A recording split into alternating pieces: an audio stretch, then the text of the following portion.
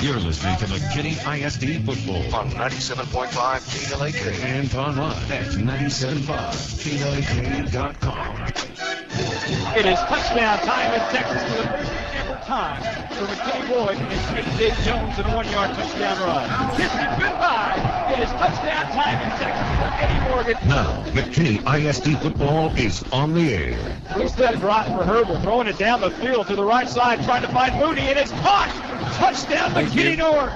McKinney ISD Football is brought to you by American Bank, Troy Aikman Ford, McKinneySports.net. Nate Hill running left side, trying to find the corner. He is into the end zone. It's touchdown time in Texas for McKinney Boyd. El Dorado Motors, Bill Joplin's, Pet Loeb Toyota. You wanted to know about Calvin Maxwell? Well, get some of that. The Zone, Greenville Chrysler. Looking for Fuller wide open at the 10-5 to Jeff Fuller. It is touchdown time in Texas. What a game! Woo! Now, let's start the pregame show. Here's Monty Walker and Brandon Helms. McKinney won their 500th win in school history earlier this season, but since then have fizzled with the several heartbreaking losses. It's senior night tonight and a chance to celebrate the dedication of these young men. Good evening, everyone, and welcome to Ron Post Stadium. Monty Walker along with Brandon Helms, our sideline man, Jonathan Leidy, and the spotter, Jared Foyt. Brandon, we have Frisco Centennial with a young, powerful offensive football team coming in and taking on a lot of seniors here in McKinney. Yeah, and that's going to be probably the biggest deciding factor in this game. What wins out, youth versus experience. In this case, youth has a lot of talent, but a lot of the times I'll take experience. And this is also a game where, this is a pride game. I mean, let's face it, there's not anything after this for either team. This is definitely a contention for seniors like Zane Alcorn. You never want to go out losing, your last game. And you know what? That's not that I'm saying it's better to miss the playoffs, but one of the nice things about not making the playoffs is you have a chance to win your last game. And only 2 teams that make the playoffs from each class will be able to do that. And right now, McKinney has a great chance. They're playing a Frisco Centennial team that's very young. If they can control the ball, it's a windy night. It makes for a difficult passing game, which is the Centennial's strength. So it should be a fun game because your seniors usually play their last game with a lot more pride than because this is how they're going to be, what they're going to remember for the rest of their lives. We'll discuss seniors all night tonight and point out some of these great young men from McKinney, and we have a lot of nicknames that we'll go over later on in the broadcast as well. But right now, let's focus in on John Leidy down on the sidelines. And John, you got to be experiencing some of that wind down there, aren't you? Yes, Monty, it is actually pretty windy down here. It's about 15 miles per hour coming out of the north. I do believe that is going to play into tonight's kicking and passing game. It's also game time temperature is going to be about 50 degrees. Something that has to play into this, and it's very familiar with me, is both years that I played varsity football, we went in last game looking to make the playoffs like one game or right after the playoffs. So this is a very familiar situation with me heading into senior night and everything. I look for an eventful game this evening as both teams are looking to build on next year's team. Also, I think the key to the game is going to be McKinney's defensive linebackers penetrating and getting to the quarterback for Frisco. McKinney is wearing their home blues tonight, the blue with the gold letters, the gold helmet, and the blue pants with the gold stripe down the side. Frisco Centennial is going to be wearing their white uniforms with blue numerals and blue pants. Back up to y'all, guys. John, you sound kind of winded down there. Sound like you may be a little winded. Hey, John, one more thing before we let you go. And I know tonight is all about the McKinney Lions, and we'll talk all about McKinney. But are you looking a little bit forward to next week's game with Highland Park and McKinney North? I am looking forward to next week's game between McKinney North and Highland Park. It's a game that a lot of people have been looking forward to the whole year. Hopefully to get revenge on Highland Park, and it's going to be at Tom Kimbrough Stadium next Friday, November 17th at 7:30, and I look forward to be a very, very good game. Look for everybody to come out to that. Yeah, thanks a lot, John. But first of all, McKinney North is going to have to take on Little Elm at their place tonight, and after last week's heartbreaking loss to Frisco, McKinney North would like to show a little revenge and come out looking like the McKinney North. Well, I can guarantee you the coaching staff's thinking the same thing. Coach Pratt wants his team hitting on all cylinders before they place Highland Park, and And let me just say this. If there was ever a game McKinney North wanted to win, it's against Highland Park. Absolutely. I mean, there's a lot of stuff going down behind the scenes that I don't particularly want to get into, but let's just say there's a lot of extra motivation for next week's game, not the least of which begins tonight as they get a tune-up. I almost feel sorry for Little Elm because you're going to see probably the best that McKinney North, especially on the offensive side, the best that they have to offer. Well, tonight, and we'll have time to talk about that a lot later on, but tonight it's all about the McKinney Lions, and they take on Frisco Centennial tonight. Ryan Mosikowski, their great quarterback for Frisco Centennial, actually is ranked third in the area in passing yards. That's one ahead of Eric Herbal, if that tells you anything. 2,304 yards, 14 touchdowns. Now, the difference is he's thrown it 200 more times than Eric Herbal, but this gives you an idea of what Ryan Mosikowski can do as a sophomore quarterback who played last year as a freshman. Well, he's also able to spread it around a little bit more, which is probably why he has more attempts than Herbal does, because he doesn't have that go-to guy that he trusts, because there's not a David Douglas or a Blake Mooney on this team, so expect to see a lot of passes. And also one of the things that's going to hurt the Titans is their regular runners out, so they're going to have to go to junior Jason Rue to try to fill that void. So this is probably going to be a pretty pass-heavy game for Frisco Centennial's offense. And you did mention that Centennial's leading receiver is out of the game, who actually comes out of the backfield, Aaron Kirkpatrick. He is a sophomore, so he'll be back for a couple of more years along with Mosikowski. And this is a very, very young team. Brian Singer will actually start as a freshman wideout for Frisco Centennial, and he does not look like a freshman. He looks like a senior out there on the field. Well, there's a reason why a freshman starts over a senior, and it has to do everything with the play on the field. You know, and Mark Howard, the head coach of Frisco Centennial, is not afraid to put freshmen on his varsity roster. As we mentioned last year, the quarterback tonight, Ryan Mosikowski, played as a freshman last year. He's not afraid to go out and put those kids in the lineup. Well, and for all intents and purposes, this is still a building team. I mean, they haven't even had a chance to rebuild yet. They're still relatively new. Third year. So, I mean, obviously you're still going to be able to find those young guys to fill the void, and probably into next year when they hit their fourth year. Once you hit your fifth year, that's generally where you start to get on all cylinders with your club, because you've got seniors who have been there since they were freshmen and have been able to at least have a class ahead of them as well that they're able to learn from. So really expect Centennial, and especially with Mosikowski as a sophomore right now, in 2 years they're probably going to be right up there where North is now. Yeah, and head coach for Frisco Centennial, Mark Howard, his overall record is 58-85. Here at Frisco Centennial, he is 8-21. Again, a brand new startup program. His coaching career began in El Reno, Oklahoma, Kingfisher, Oklahoma, and then he went to Brownwood, McCarney, Mesquite Poteet, and then Brownfield. His hometown is Veneta, Oklahoma. He went to college up at Central Missouri State and then OSU. This is his 27th year of coaching. His wife, Elaine, son, Zach, who actually is playing ball at Southeastern Oklahoma. He has a daughter, Lindsay, who is a senior cheerleader on the other side here tonight. For McKinney, the head coach, Todd McVeigh, 41 years old, from Church, Texas. Church Clemens Buffalo's quarterback back in the day. It's his fourth year here in McKinney. Overall record 16-24 since taking over for Rusty Dowling. Also coached at Uvalde, Round Rock, and Stony Point. Served as the assistant to Rusty Dowling from 88 to 99. Defensive coordinator here at McKinney for 2 years under Dowling, who is now the athletic director at Katy ISD. It's Frisco Centennial tonight, 4-5, 3-3 in district against the McKinney Lions, who are 3-6 and 1-5 in district. Really needing a win tonight. Back in a moment on 97.5 KLAK.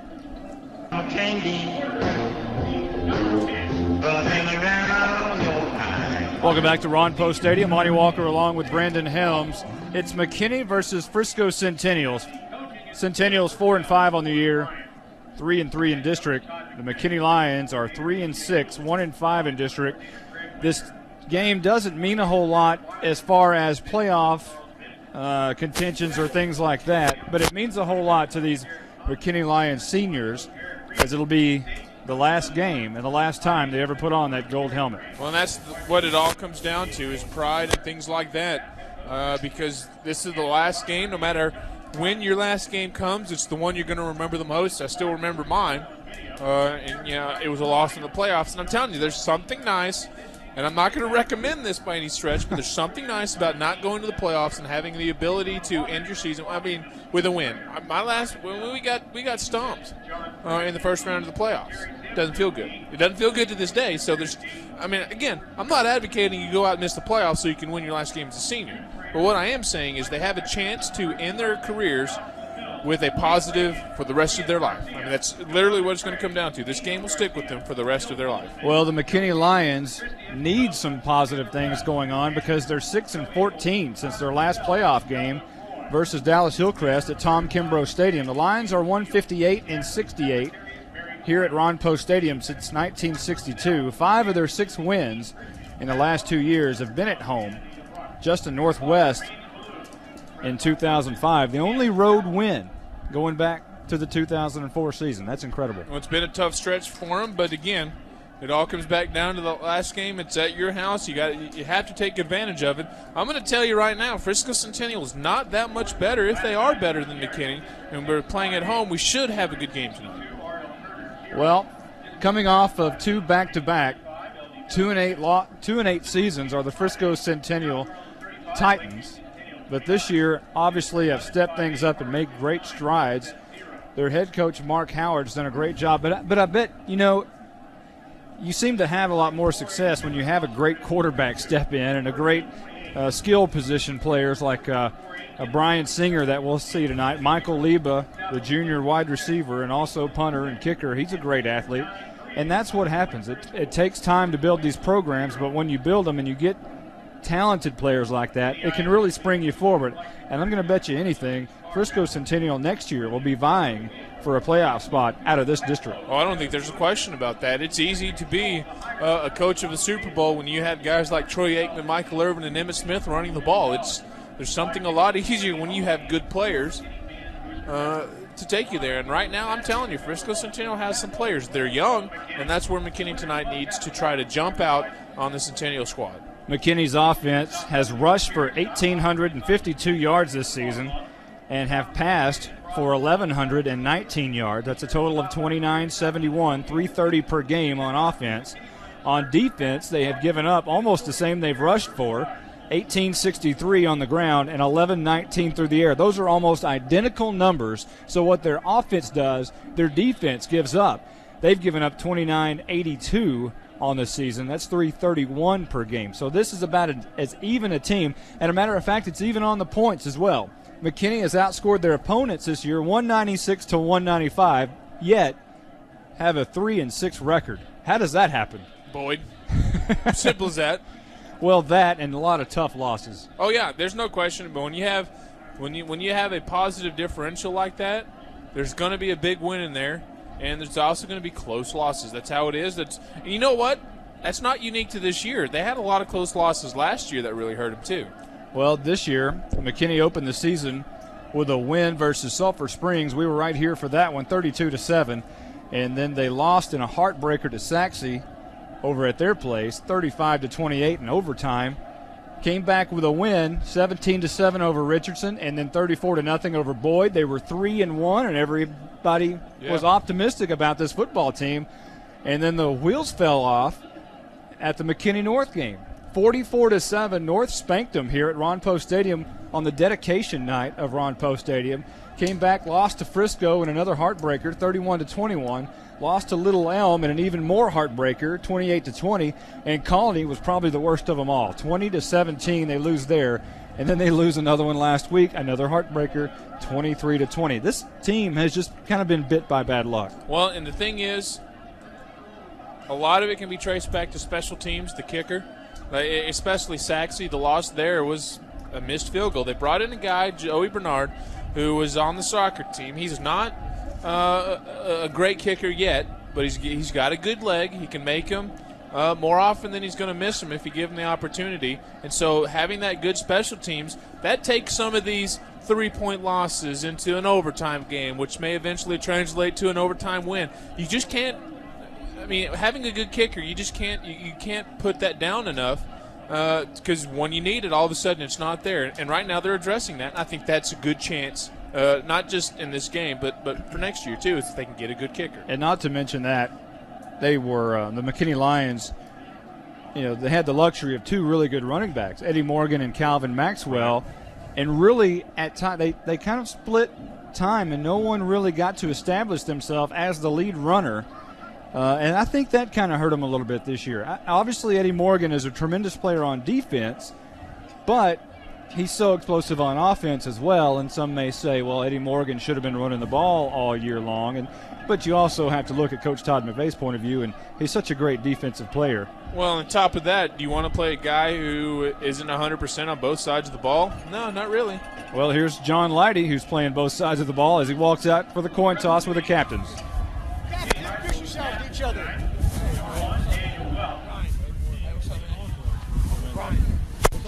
Tommy. You can hear the wind out there. Well, the Titans call it. They can call before I toss it. Repeat what he says, okay? What is your call? We'll go with heads. Heads. What did he call? Heads. Let's see what he's got. Okay. Heads it is. They win. You guys will defer. Yes, sir. And which way do you want to kick? I think that one. You're going to kick That to way. the Kick clock. to the clock. Okay. All right, back to your goals. Here, White. All right. It looks like Frisco Centennial has won the toss, and they have deferred. They will defend the north end zone. So McKinney will put their backs to that south end zone. They will be moving left to right with their gold helmets, dark navy blue jerseys, gold numerals outlined in white with the gold stripe down the side of those navy pants. And Frisco Centennial white jerseys, dark blue, even darker than McKinney pants. They have the dark blue helmet with Titans across their helmet. And we are just about ready for the national anthem as McKinney and Frisco Centennial will make their way to their tunnel so they can run out of there. But Brandon, it's all about the seniors tonight, and we'll talk a lot about those. And, we mentioned that we had some nicknames for some of these guys. Zane Alcorn, you know him as the quarterback. Some people know him as El Diablo. I wish we'd have had that name last year. That's a good nickname. El Diablo, or the Magic Man, even. Lots of fun times. We got some stories on some of these seniors, and we'll go over some of those. Here come the McKinney Lions. Well, Frisco Centennial came out at the same time too. And it's like they have a siren without an emergency vehicle. Oh no, it's McKinney's. That's great. I haven't heard that this year. That is very loud, isn't it? I want to be that guy pressing the horn. That'd be a fun gig. Just sitting down there, hitting that thing every touchdown, every good play, whatever. I'd have fun with that. You ought to see this thing. It's on a looks like a jet ski trailer with a bell attached to it, welded to it, and it has police lights and sirens all over this little thing. Yeah, that's awesome. Well, we're just about ready for the national anthem. We'll take a quick timeout and come back in a moment on 97.5 KLAK.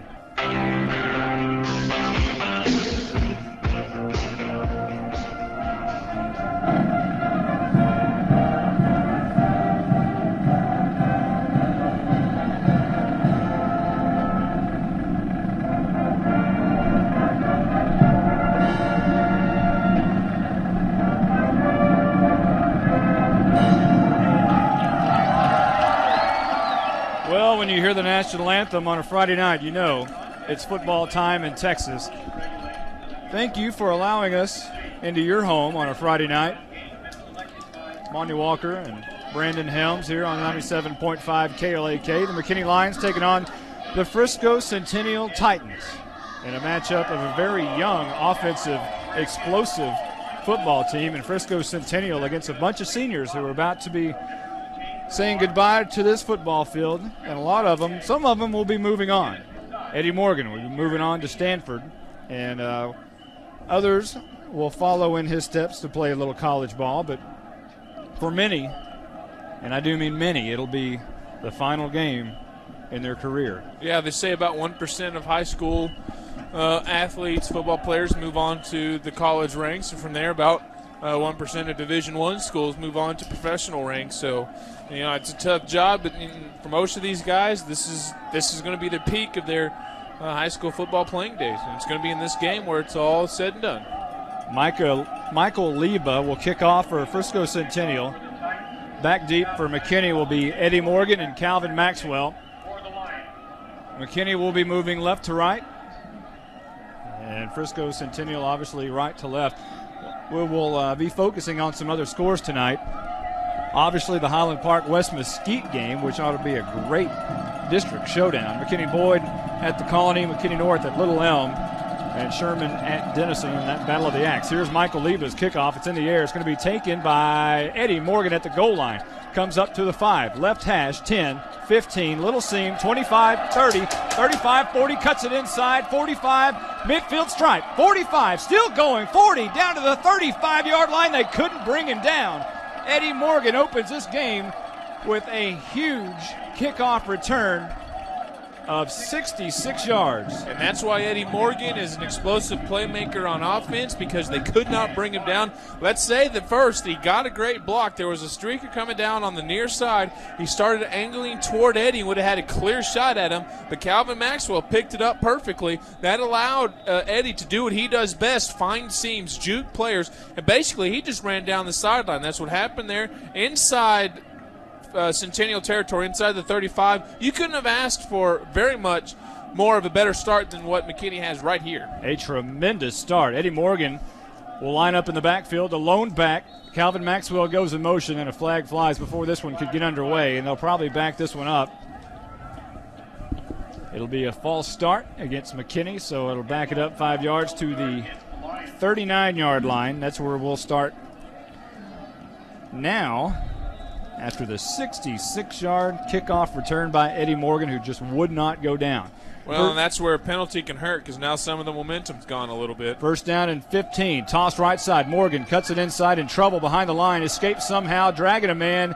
Makes his way to the 38, still going forward to the 36-yard line.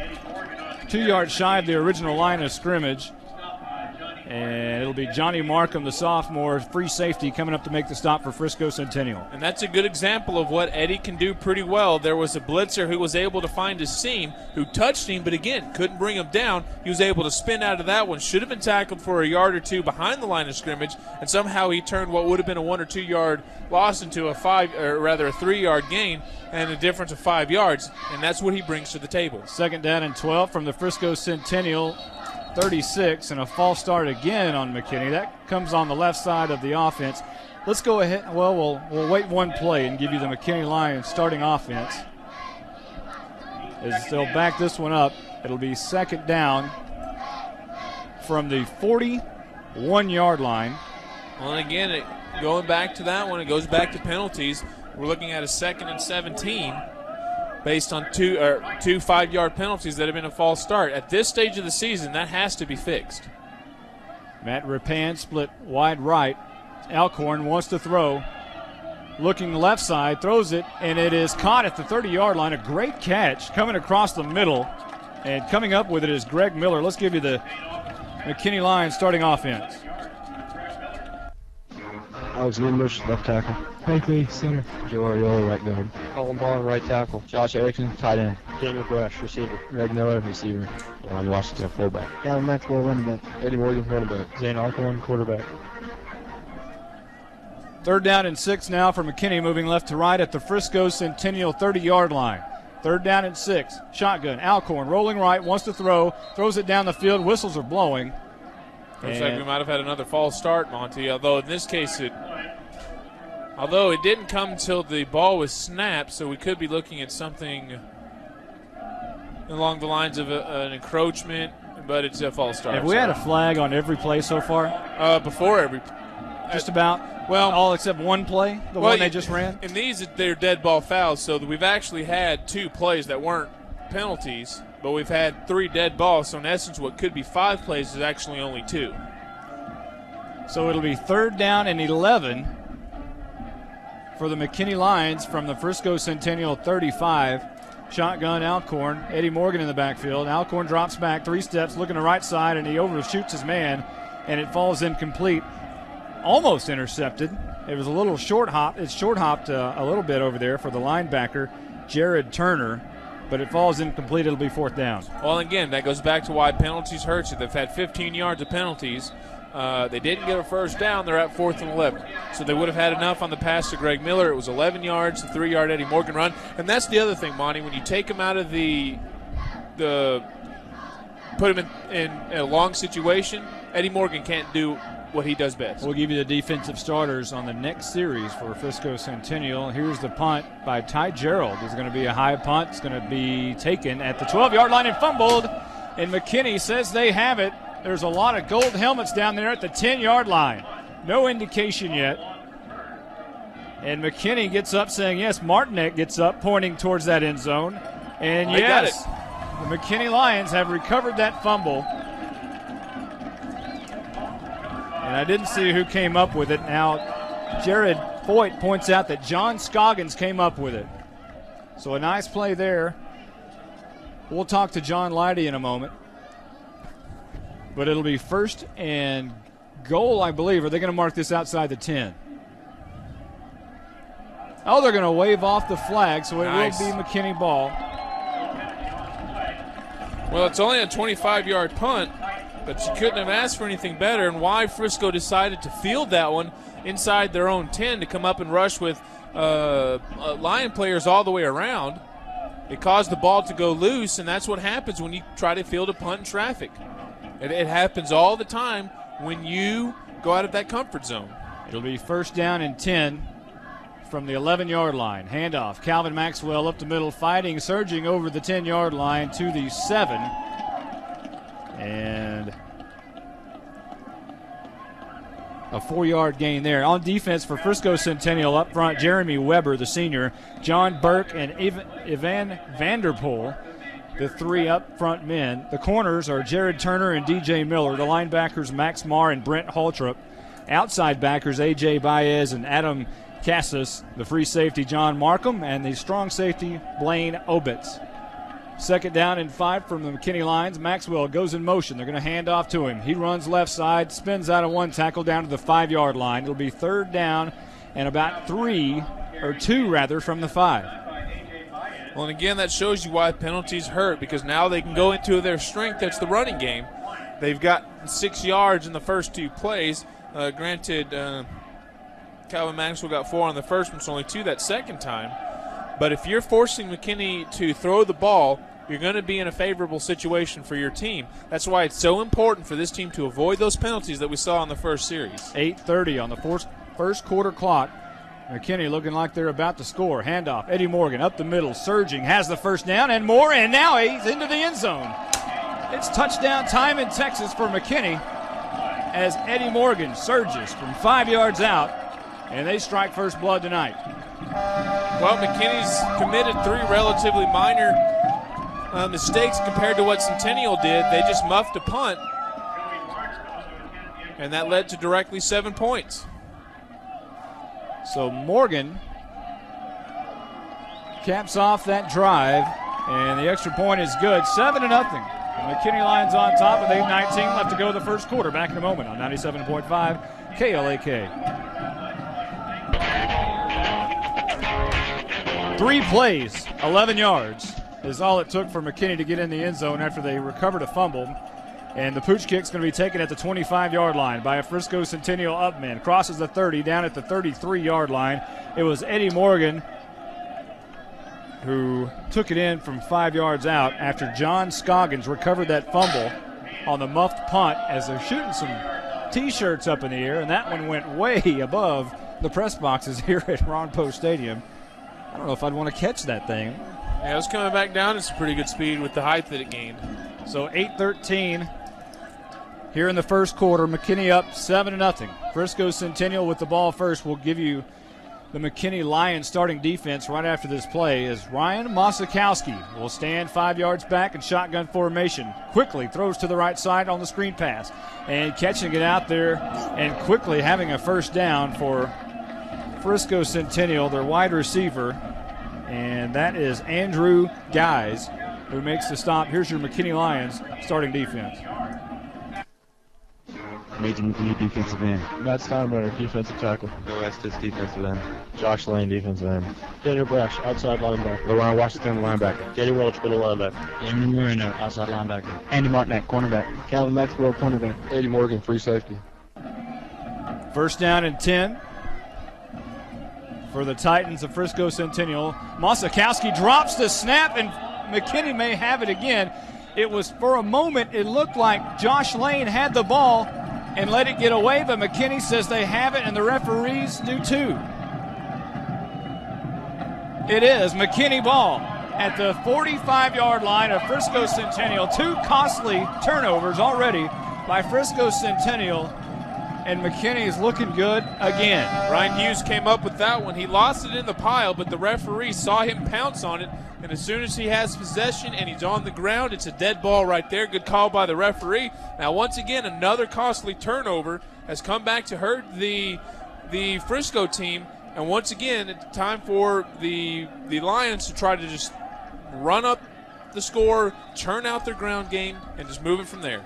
Handoff. That's Calvin Maxwell. Crosses the 45 down to the 42-yard line of Frisco Centennial. That'll be a gain of a couple of yards. 7:31 left to go, first quarter. 7-0. McKinney Lions on top. They have received 2 fumbles from Frisco Centennial already. Now, there may be a little bit of controversy on that fumble recovery. Frisco's thinking they had it the whole time, but you know what? If they did, tough. Let McKinney have a break. They deserve it. All right? Let it go. Many fans will agree with you there, Brandon. Lion fans, anyway. Sure.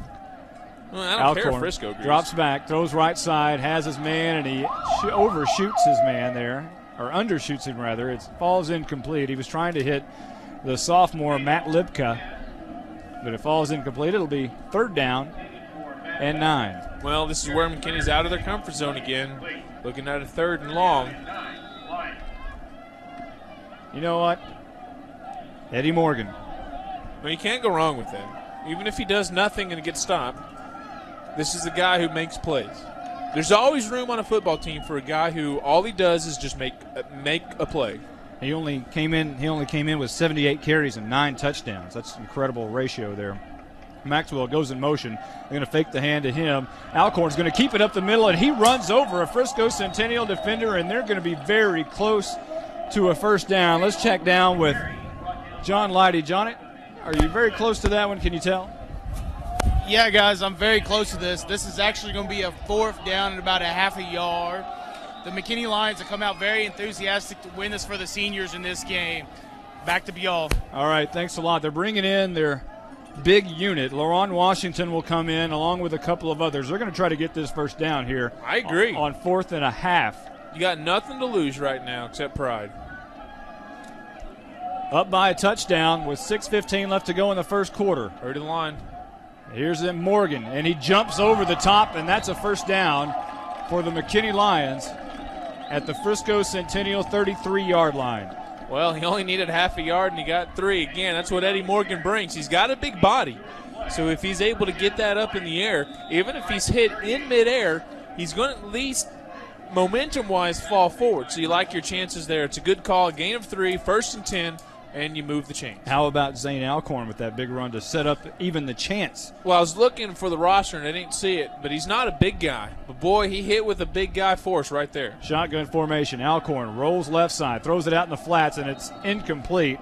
Trying to hit Calvin Maxwell over there on that far side. And he just overshot him.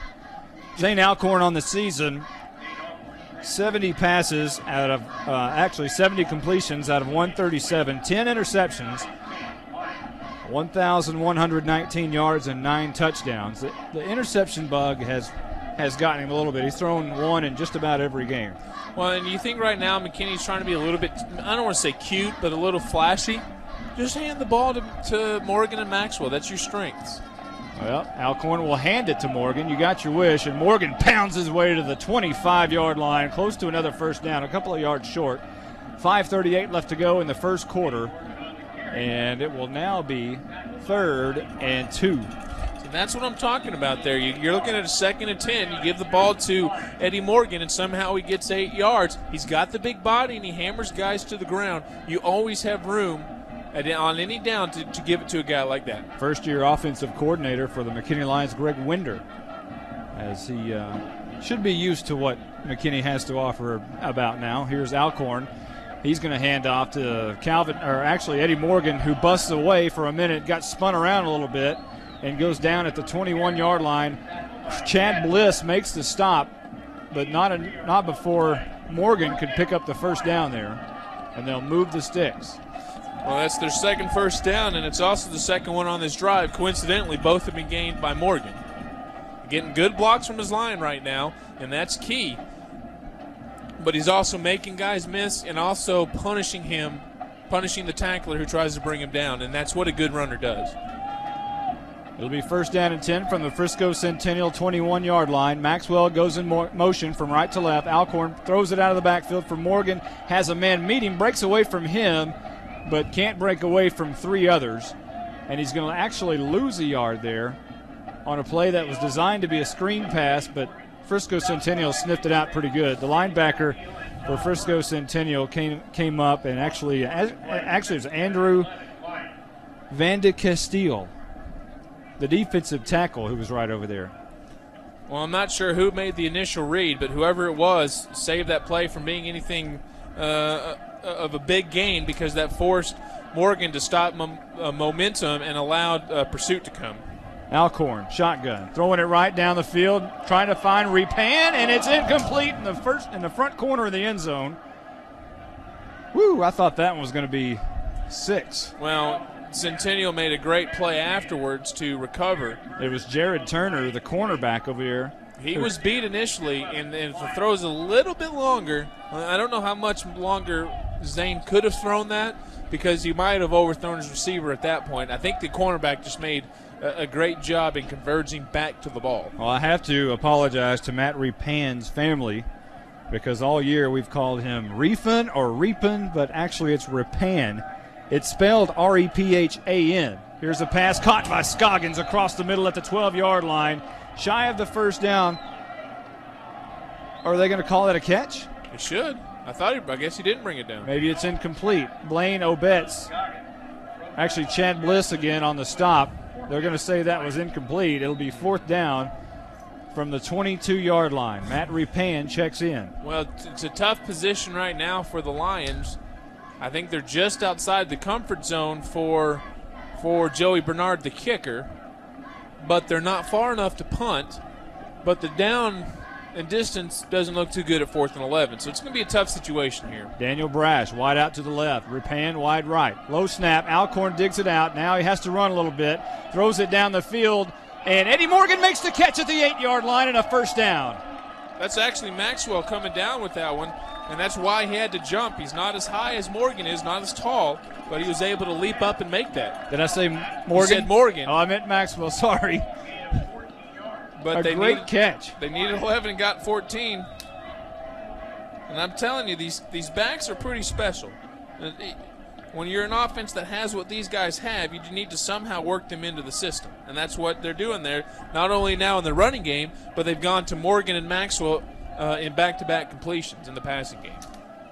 Alcorn under center this time. Fakes the hand to Morgan, throws it down the field in the end zone, and just incomplete. Overshoots David Grayson with 3:19 left to go in the first. And that'll bring up a third down. You know what, though? That's a good pass for one reason and one reason only. If he doesn't catch it, no one else does either. It was going to be a difficult catch because the defense adjusted quickly. So that's why it had to be a pass like that, where if he wasn't, no one else would have. I should say second down, as Nick Stardy will check into the game, and he'll split out wide left. Repan split wide right. Morgan and Maxwell in the backfield. Handoff. Morgan, left tackle. He's got the 5. He's got the end zone. It's touchdown time in Texas. 13-0. McKinney on top with 3:14 left to go in the first quarter, awaiting this PAT. And so far on the season, in the first quarter for McKinney, they have scored 53 points and given up 28. So they're doing okay in the first quarter this year, but it's been the second that's bit them. The extra point, there's flags going to fly here. It looks like the defense move, bringing up the opportunity to go for 2 with improved chances. Going back to that touchdown, Eddie Morgan's going to get credit for it, but that line could not have blocked any better. I mean, there's a huge gaping hole. He didn't get touched till he was 4 or 5 yards beyond the line of scrimmage. And when I mean touched, I mean touched. I mean, no one really got a solid hand on him at all. Well, Bernard will be back for this PAT. So they're moving it up 1.5 yards. But they're still going to attempt the PAT. Alcorn the hold, Bernard the kick, and it's good. 14-0 with 3:14 left to go in the first. McKinney on top. Back in a moment on 97.5 KLAK. Well, you heard Troy Aikman there talking about a great drive. I'll give you the McKinney drive here in just a second, as the kickoff's going to be taken at the 30-yard line by Frisco Centennial. How about a 13-play drive for 44 yards, took 3 minutes and 59 seconds off the clock. That leaves 3:09 left here in the first, and McKinney up 14-0. It was a good drive. The kickoff was pretty good too. That was a pooch kick at the 30, but this pooch kick was so high, the return team was there as soon as the return man caught the ball. You can't ask for a better pooch kick than that. Well, here's Frisco with their second play, and they're going to throw the same pass. This is going to be caught by Michael Liba, who's tackled at the 38-yard line. So it'll be second down and about 4. Lawan Washington makes the stop, his 92nd tackle of the year. Well, Washington read that well. He just took a bad angle at first and then was able to chase Liba down from behind. It ended up only being about a 6 to 7 yard gain, but he might, had he read it properly, might have been able to break it up, possibly intercept it, or at least bring him down after only a couple of yards gained. The ball at the 38-yard line. Centennial moving right to left. 2:30 on the first quarter clock. McKinney up 14-0. Handoff, and that's going to be up the middle to, I believe that is Rue. They have a couple of backs there that will run the ball for them with the injury that they have, and it was Rue on the carry. They do have some interchangeable backs now that they have lost Kirkpatrick for the season. Jason Rue and Max Marr will split time in the backfield along with Mosikowski. They'll move the sticks after that first down run at their own 42-yard line. Mosikowski in shotgun formation, 2 receivers to either side, drops back 1 step, throws right side, and throws incomplete to Michael Liba. It'll be second down and 10. Well, and you mentioned in the pregame show just how much yards passing that Mosikowski had versus Eric Erbel, and now you're seeing why he has a lot more incompletions. Eric Erbel, I don't think you'll ever see him miss that, maybe about twice in 100 passes, and that one was pretty off the mark. Yeah, he threw that one right at the feet of Liba. But again, we can't compare him to Herbal because there's not a lot of quarterbacks like Herbal in the area as well. There's not a lot of receivers like Herbal has either. That's true. And Mosikowski hits his man here, and he will cross the 50 to McKinney territory to the 49-yard line. And on the catch for Centennial is going to be Jeff Will, the junior, who has 30 catches, 330 yards, and 3 touchdowns. They'll actually spot it at the 48-yard line. Well, it's the first time Centennial's been inside McKinney territory. Well, that's not saying much. After their first down of the game on the second play of their series, they turned the ball over. This is only their second drive with 1:50 left in the first. Shotgun, Mosikowski on 1st and 10. 1:49 left to go in the first quarter. Moving right to left. Mosikowski, 3-step drop. Throwing the screen pass over across the middle. Caught 40, 35, 30. This is Liba out at the 21-yard line. Liba's pretty fast. Now a late flag comes in. That's going to be a personal foul. And I'm not sure if that's against Liba or if that's against McKinney. Oh, it's going to be clearly against McKinney. I'm not sure who it was, but one of the men in the secondary, Daniel Brash, wanted to hit Liba out of bounds. He'd already stepped out and then went to take out his feet. Well, the ball would have been at the 21-yard line, is where Liba stepped out. And they'll march this one on down further towards that south end zone. And you understand why now that Mosikowski has so many yards, because if you can throw it out to Liba, he is so fast he can run across the field before you know it. Leva came in with 6 catches, 89 yards, and 2 touchdowns. Both of those came last week as his first game as a receiver. Shotgun for Mosikowski. 3 receivers to the near side. Drops back 3 steps, looks across the middle, looks right, now has his man. It's caught at the 5 and into the end zone. It's touchdown for Frisco Centennial. On the catch there will be the freshman Brian Singer with his first varsity touchdown in his career. His 11th catch overall this season. And they are on the board, 14-6, with 1:29 left to go in the first quarter. Well, nothing extravagant there, just a simple crossing pattern.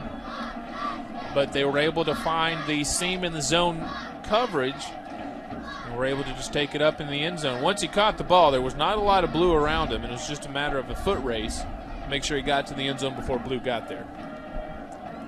Well, it'll be Leva on to kick this extra point here. 14-6, McKinney in the lead. And there's a flag on this extra point. Oh, this has been a penalty-filled game. It's been a dirty game so far. We're going to have a dead ball legal procedure, most likely in the category of a false start on the Titans. But I'm wondering why we're seeing so many false starts. Both sides now have committed about 4 or 5 false starts in the last game of the season. Yeah, they'll back this one up. John might have a little insight. Yeah, we'll check. Go down to him in a minute. We'll check with him right after this break here. As soon as Leva boots this one either through or not, the ball, it's basically a 25-yard field goal for the PAT. The kick is up. It's a line drive kick. That is good. 14-7. McKinney still in the lead with 1:29 left to go. First quarter, back in a moment on 97.5 KLAK.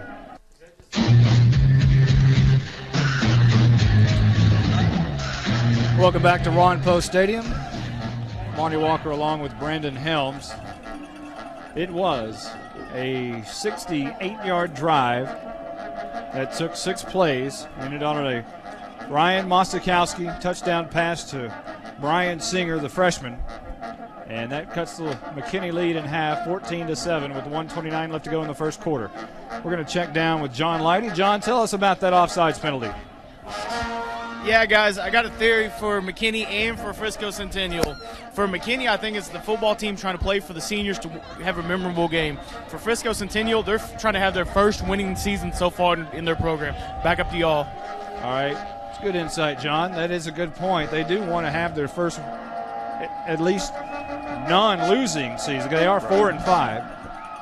Here's a high pooch kick. It's going to be taken by Scoggins at the 18-yard line, going left hash, and he's knocked out of bounds at the 30-yard line.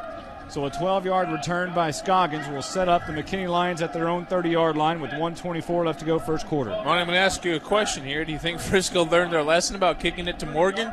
Yeah, maybe so. They didn't kick it straight to him. It was a traditional style kick, but you could definitely tell he's not putting as much leg into it as he normally would because they got burned so hard the last time they kicked to Morgan. Instead, they put it to Scoggins. Decent return. He got double yards. digits over down to the 30-yard line. Now it's just up to the offense to put together maybe another 13-play drive. A very impressive 13-play drive a moment ago. Alcorn shotgun handoff. That's Maxwell. No, that's Morgan, I believe, and he's going to go nowhere. A loss of 3 yards on the play, back to the 27. Well, and it's going to be tough for Eddie because he's going to get credit for that loss on the play, but Zane Alcorn, it was a quarterback option, and Zane Alcorn just held it too long, and once he finally got his read, gave it off to Morgan, but by that time the hole had collapsed, and there was pressure coming from both sides. Maxwell comes out. Nick Stardy checks in. Eddie Morgan, the lone back. Alcorn under center. Toss right side. Morgan gets a good block, cuts it up inside of the 30-yard line, and down right there. It will be 3rd and 10 as the first quarter clock is ticking on down. Stops momentarily at 35. Well, the officials called a timeout. I think one of the team members did.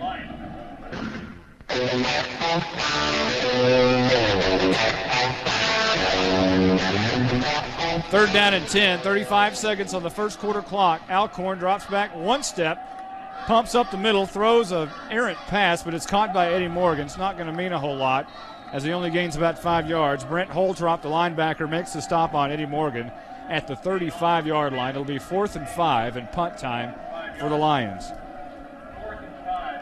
Yeah, not much there. They were coming on a blitz that didn't allow the routes to be effective. And again, another Centennial timeout. What's going on? Well, I'm not. It's not the second quarter here, guys. You're not. maybe Coach Mark Howard thinks this game has been going on too long and thinks it may be the second quarter. I don't know. I'm confused. I don't know.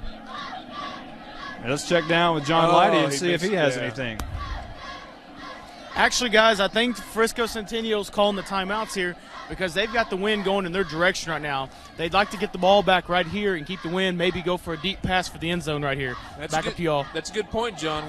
That's one of the benefits of having a guy on the sideline, because here we are in a climate-controlled booth, and the only wind we can see are the flags that are on the other side of the track. So that John makes a good point. That's why they're calling timeout, because now they'll get a punt.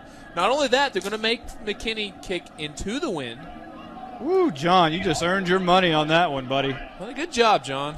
Props to you on that one. We'll give him props when he deserves it. That's exactly what's going on. Now they should get good field position because they're punting into the wind. 4th down and 5. Alcorn, I believe, is going to punt this one instead of Gerald, and it is Alcorn. And he's going to stand at his own 22. Flags will fly. It was a fairly, it wasn't a good punt at all. It was terrible. As we see, it went off the side of his foot and out of bounds. It would have been about a 15-yard punt maybe. Well, maybe 10. The thing is, he may have pulled off a little bit when he heard the whistle. I mean, that can affect things too. Well, this will be against McKinney. Another false start. So back it up 5 to the 30-yard line. Well, that's their 5th penalty already in this first quarter. And remember, Frisco Centennial burning up those timeouts here early. And I was just about to get back on that. I understand the reasoning behind it. I'm not going to say it's bad, but I am uncomfortable with the idea of you taking away timeouts that you need at the end of the half. And that they have done. It's 4th down and 10 here with 25 seconds left to go in the first quarter. Scores to pass along. McKinney North and Little Elm all tied up at 7. McKinney Boyd and the Colony, no score yet. A low snap. Alcorn digs it out, punts a low line drive kick. This is going to be great for Frisco Centennial as it'll roll dead at the 46-yard line in McKinney territory. And that, my friends, is a 6-yard punt. 16-yard punt. Wow. Well, in terms of field position, it worked. I feel like I'm at the Voodoo Palace in Wichita Falls with that wind whistling through there. It's kind of what this is tonight. Well, begs the question. There's 18 seconds left. Are they going to go for a home run ball here?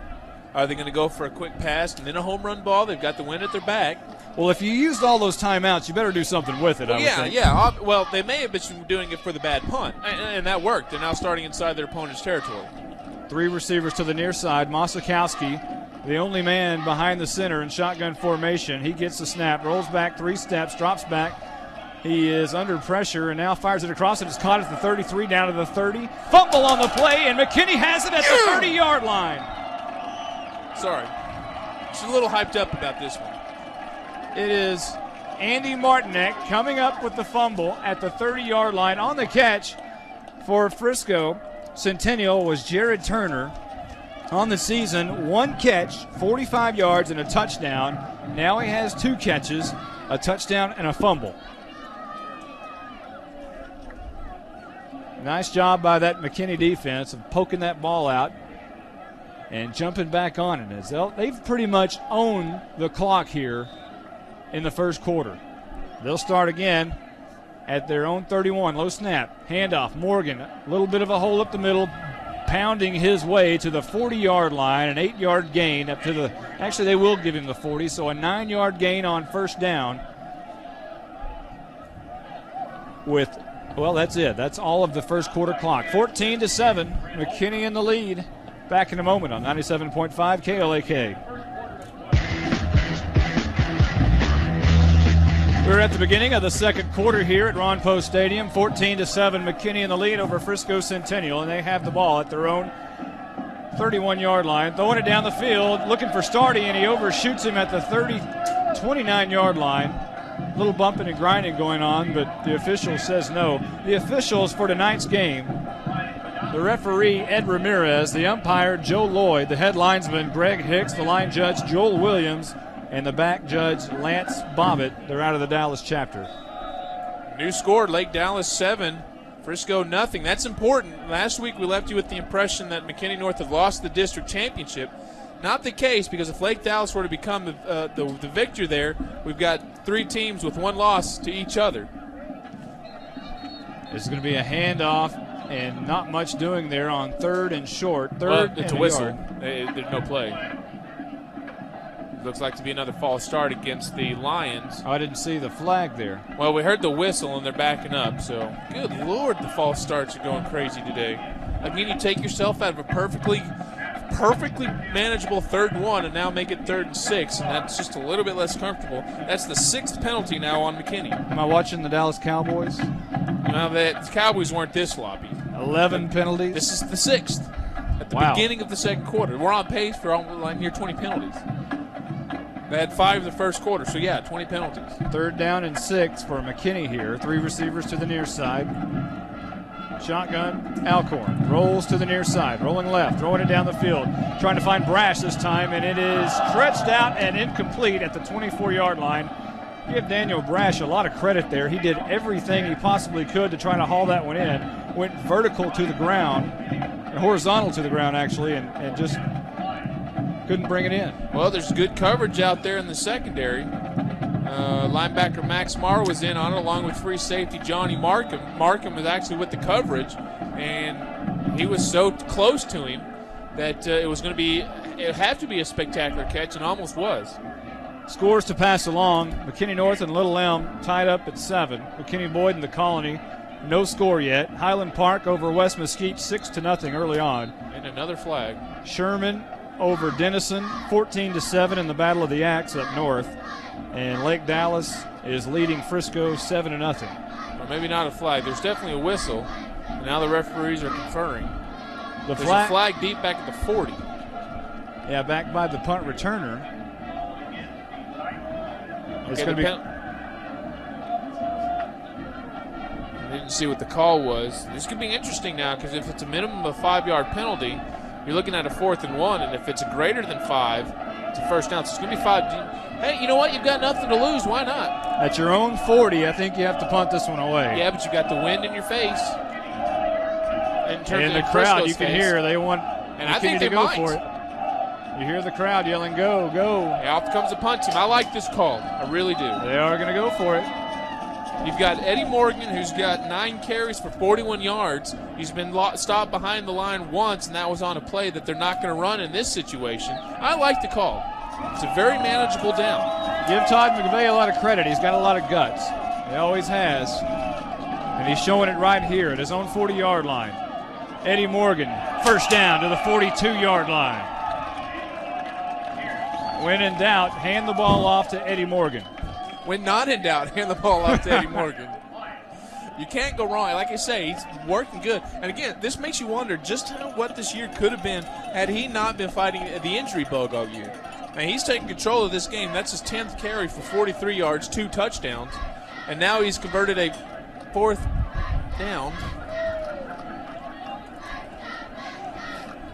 Ball at the 42-yard line of Frisco Centennial. Alcorn keeps it on the left side, cuts it up inside. He's going to gain a couple of yards and now somehow gain 5 out to the 47, shy of midfield, moving right to left. That plays an illustration of why I've liked Zane Alcorn as a quarterback, is because he's an athlete. He makes plays. He should have been stopped, maybe 1 or 2 yard gain. It was supposed to be a quarterback option. He didn't pitch it because he wasn't there, and somehow he falls forward for a couple extra yards. Last week, 9 carries, 118 yards for Alcorn, and 1 touchdown.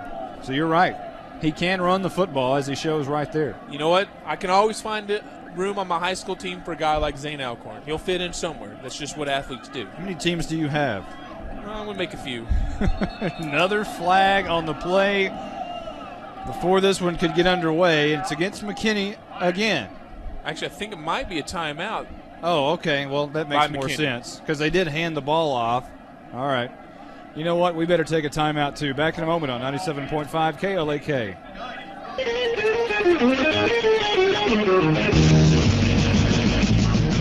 Hand off to Maxwell, running left side, and he's going to gain about 5 yards to the 49-yard line.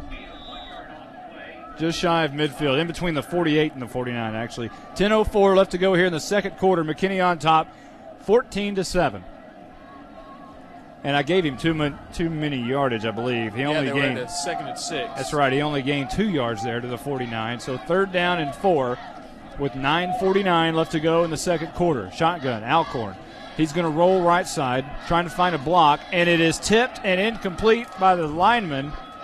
And tipping the ball at the line of scrimmage was Brent Holtrop, actually the senior linebacker. He came up and just stuck his paws up like Ed Too Tall Jones and knocked that ball down. Monty, that's the 15th pass, or 14th rather, by Zane Alcorn. You think that's maybe a little bit much for this McKinney team to be throwing it that often? And I know they've got the wind at their back here. But, if you're looking at a 3rd and 4, why not Eddie Morgan?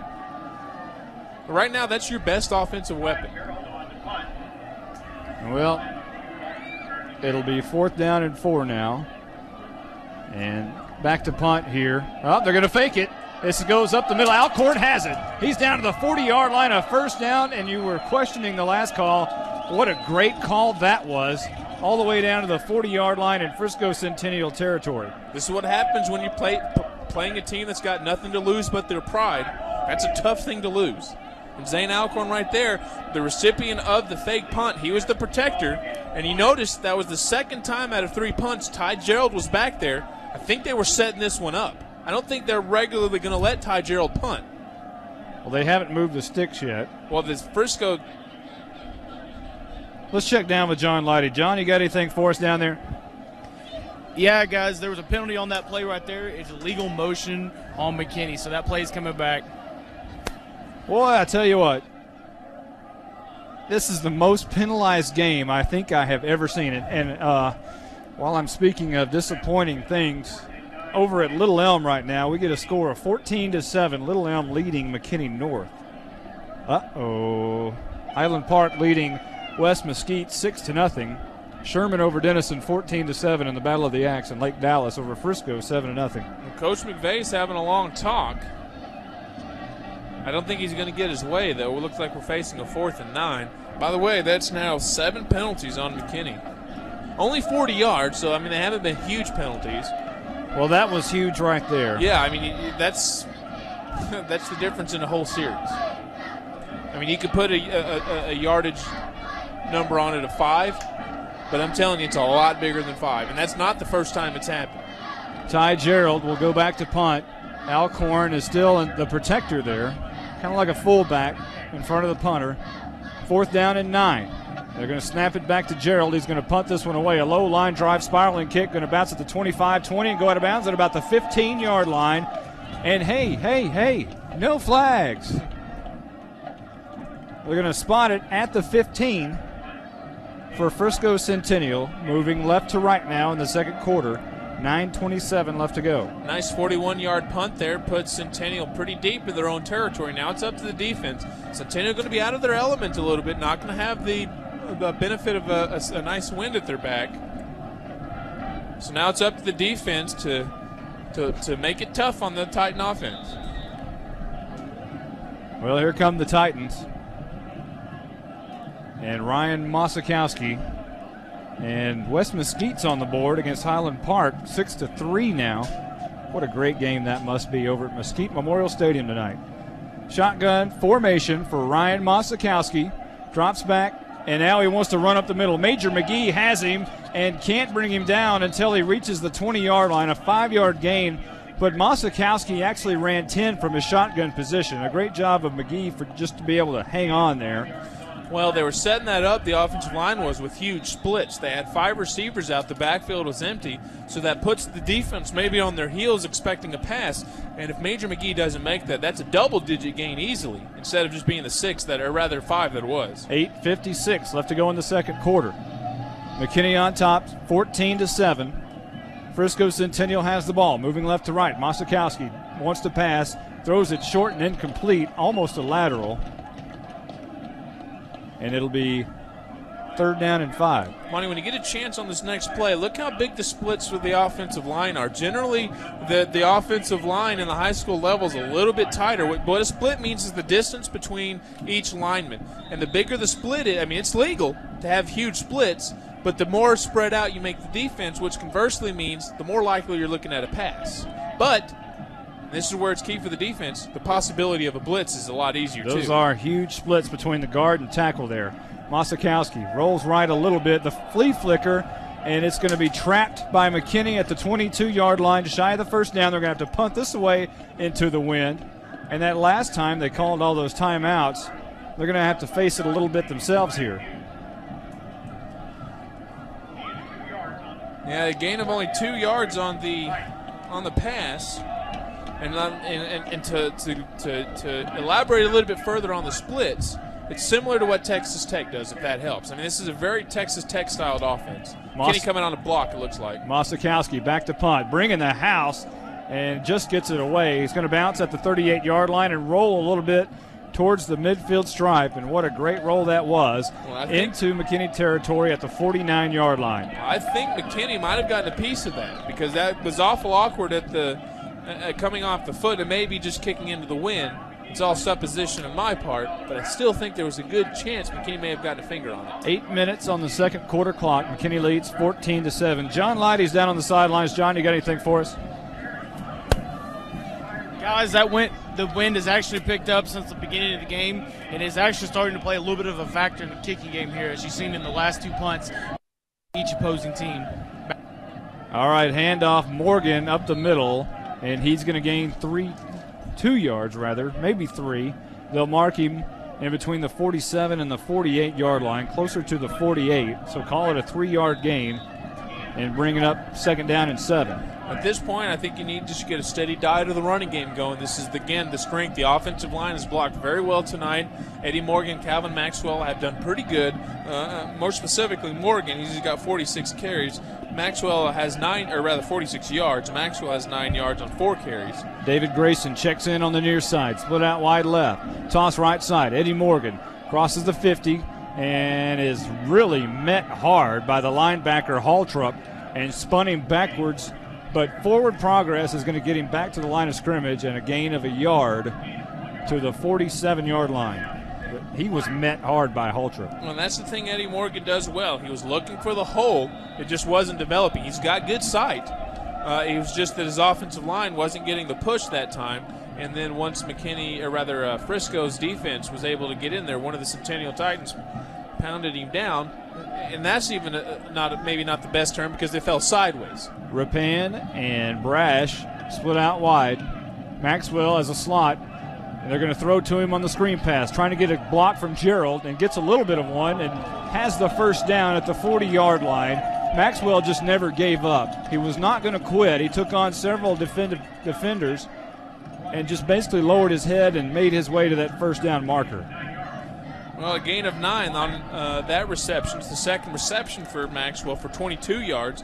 So his contributions are now exceeding into the passing game. He's got a total of 31 yards in offense for his team, but most of that's come on the receiving end, which is good. If you've got a running back who can do that, that puts the defense on its feet a little more. Handoff. Morgan, big hole to the right side. He's got the 33-30. Look out, 25-20. Can he outrun the defender? He's down at the 8-yard line.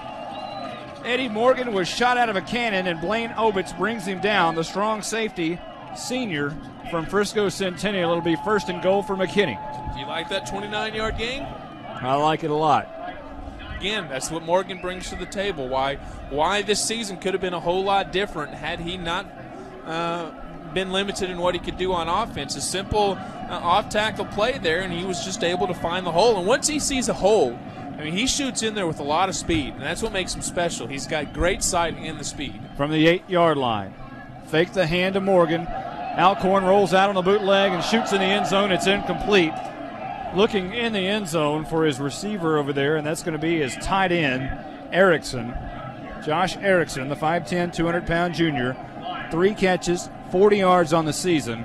and that would have been a big fourth catch right there. Well, it would have been. The thing I'm wondering, Alcorn's a pretty good runner. He had a lot of real estate, likely a touchdown there, because the entire defense was back in coverage, and they weren't attacking, meaning if they're on their heels, it's a lot easier to run at them. From the 9-yard line, actually. We were saying at 8 earlier. It's actually the 9. This is an off-eye set. Handoff Morgan. And Morgan spins out of one tackle coming near side. Right down the 10-yard line. Cuts it up to the 5, inside the 5 to the 3. Maybe even the 2 on a left-footed spot. 5:30 left to go, second quarter. McKinney up on top, 14-7, and looking for more here. And they'll actually spot it at the 3. There was no way that play should have gained positive yards. Frisco Centennial's defense was there, but Morgan made something happen. It was supposed to be an interior run, and there was nothing there, so he bounced down. A linebacker was in pursuit, and he made him miss. LaRon Washington will check in as a fullback here, and also Brett Helt.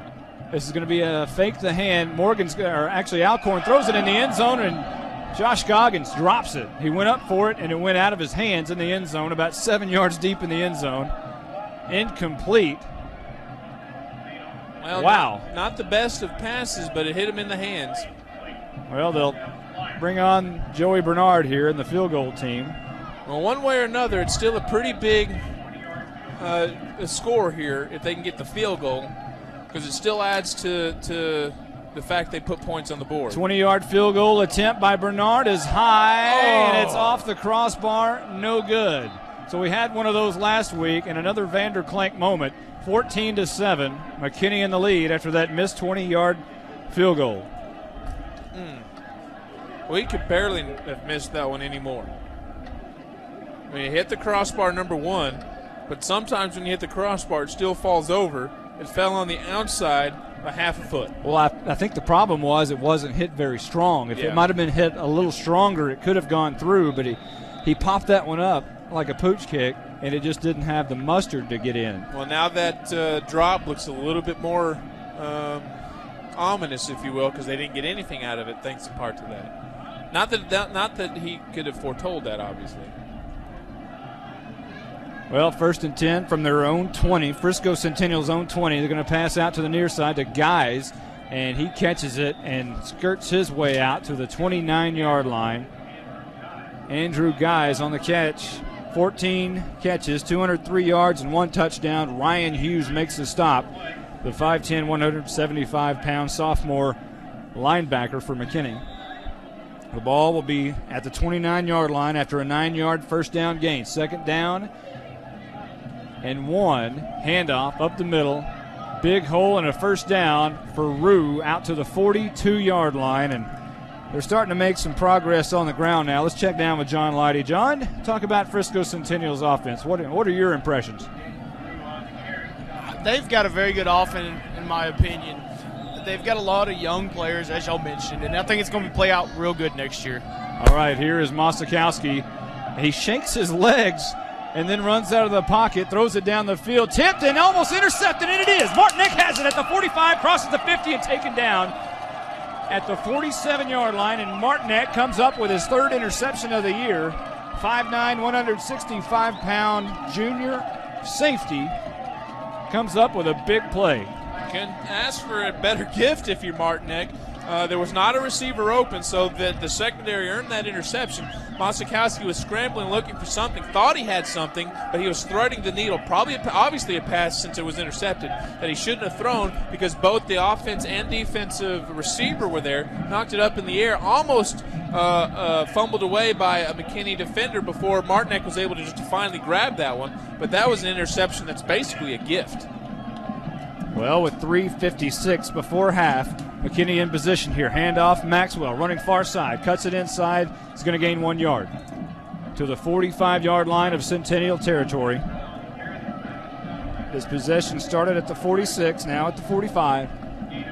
Again, clock rolling. Inside 4 minutes, 3:37. Scores to pass along. McKinney North losing at Little Elm, 14-7. Still no score from Boyd and the Colony. Highland Park over West Mesquite, 6-3.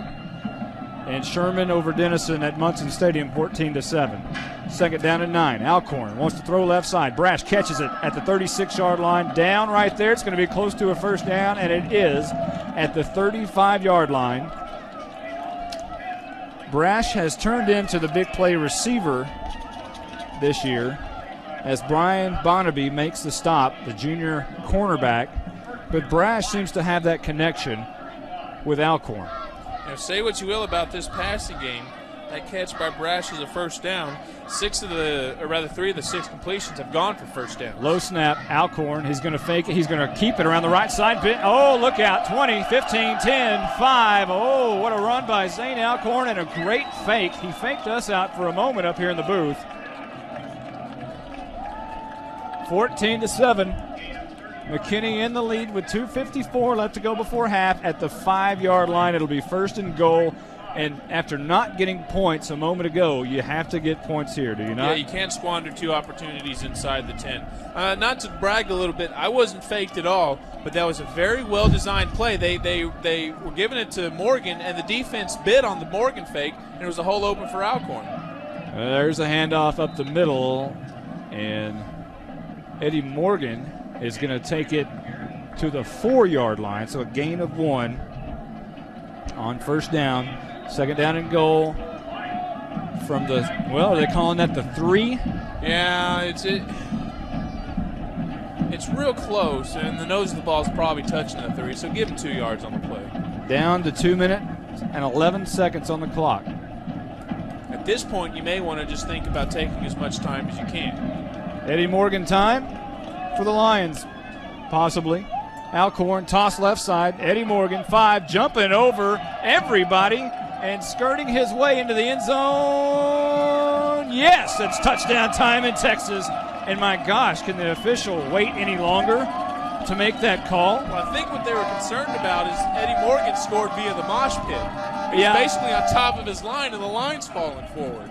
And he jumped up, and he didn't hit the ground. He was basically laying there, and that's what you usually see at a heavy metal concert, if you will. Well, the extra point is good. 21-7, McKinney on top. $1:54 left to go before half. Back in a moment on 97.5 KLAK. 5 plays, 46 yards for the McKinney Lions. Took 2 minutes and 2 seconds off the clock. On a 3-yard mosh pit, Eddie Morgan touchdown, and McKinney leads 21-7. McKinney will kick off here. Bernard's kick's going to be taken at the 8-yard line. Coming up the left hash for Frisco Centennial and taken down at the 20-yard line, maybe the 21. Damon Marino makes the stop, and it was Brian Singer on the return, the freshman. You can't ask for a better kickoff coverage than that. Now, it was a deep kick. It wasn't a pooch kick. Taken near the 10, about a 12-yard return. I mean, it's about as good as it gets. Frisco Centennial has only run 7 plays in the second quarter. And here's their 8th. First and 10 from their own 21-yard line. Mosikowski, he's going to run it up the middle. He's got the 20. The 25 goes far side, being chased down by Brash. And Brash horse collars him and tackles him at the 20, actually the 33-yard line, but that'll be enough for a first down. Well, he put a nice little fake on Mitch Mecklenar and Ryan Mosikowski. But the important thing is it was a run that only gained 12 yards, and so it takes time off the clock. 15 plays for Frisco Centennial in this entire game so far. Turnovers. Mosikowski wants to throw. Under pressure, throws it across the middle. Batted and almost intercepted again at the 40-yard line. It was tipped by his receiver coming across the middle. Instead of tipping it down, he tipped it up. And that was almost trouble again. Monty, I don't need to tell you, but that would have been huge. Well, you know, Mosikowski, and we brag on him how young and good he is for his age, but he has 9 interceptions himself. And he wants to throw here, and is that an incomplete pass? He had it knocked out of his hands, and Major McGee falls on it. But it's going to be ruled incomplete. He was dropping back to pass, threw it, the ball came out of his hands as he was throwing it, We got a new score from Mesquite Memorial Stadium in West Mesquite on top of Highland Park, 15-6. We'll take it. On that play, pressure coming from the outside. Lake Dallas also up 10-0 on Frisco.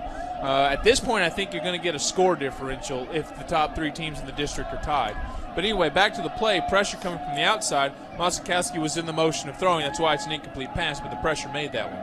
Major McGee came across the line and made contact, a flag down. Throwing the home run ball down the field is Mosikowski, and there's a little bumping and grinding going on down the field. It's an incomplete pass. In coverage was Prescott and Mack. I take that back. It was not Mack. That was Damon Marino in coverage. $1:08. Here in the second quarter, McKinney on top 21-7, and we'll check the flag. Well, at that moment, it doesn't matter. It's going to be offsides on McKinney. They crossed into the neutral zone. They didn't make contact with the offense. The offense did move early, but actually it was the center, so he's the only one who can't move early. And so when McKinney crossed, it was basically a free play. And I like the call that Centennial did there. Take it deep. You're going to get 5 yards out of the play anyway. Why not try for 30 or 40? McKinney North has also tied the game over in Little Elm, 14-14. Well, we've got a tight race down to the end in this district. But the thing, the thing that shocks me, I guess it really doesn't shock me because West Mesquite's a very good football team. They're up right now on Highland Park. Well, 15-6. And remember, Highland Park has that 24-game winning streak. Right here at Ron Poe Stadium, Mosikowski has it on 3rd and 5, and he connects with his freshman receiver for a first down at the 48-yard line. Brian Singer makes the catch. Andy Martinek makes the stop, but they'll move the chains here with $1:03 on the clock.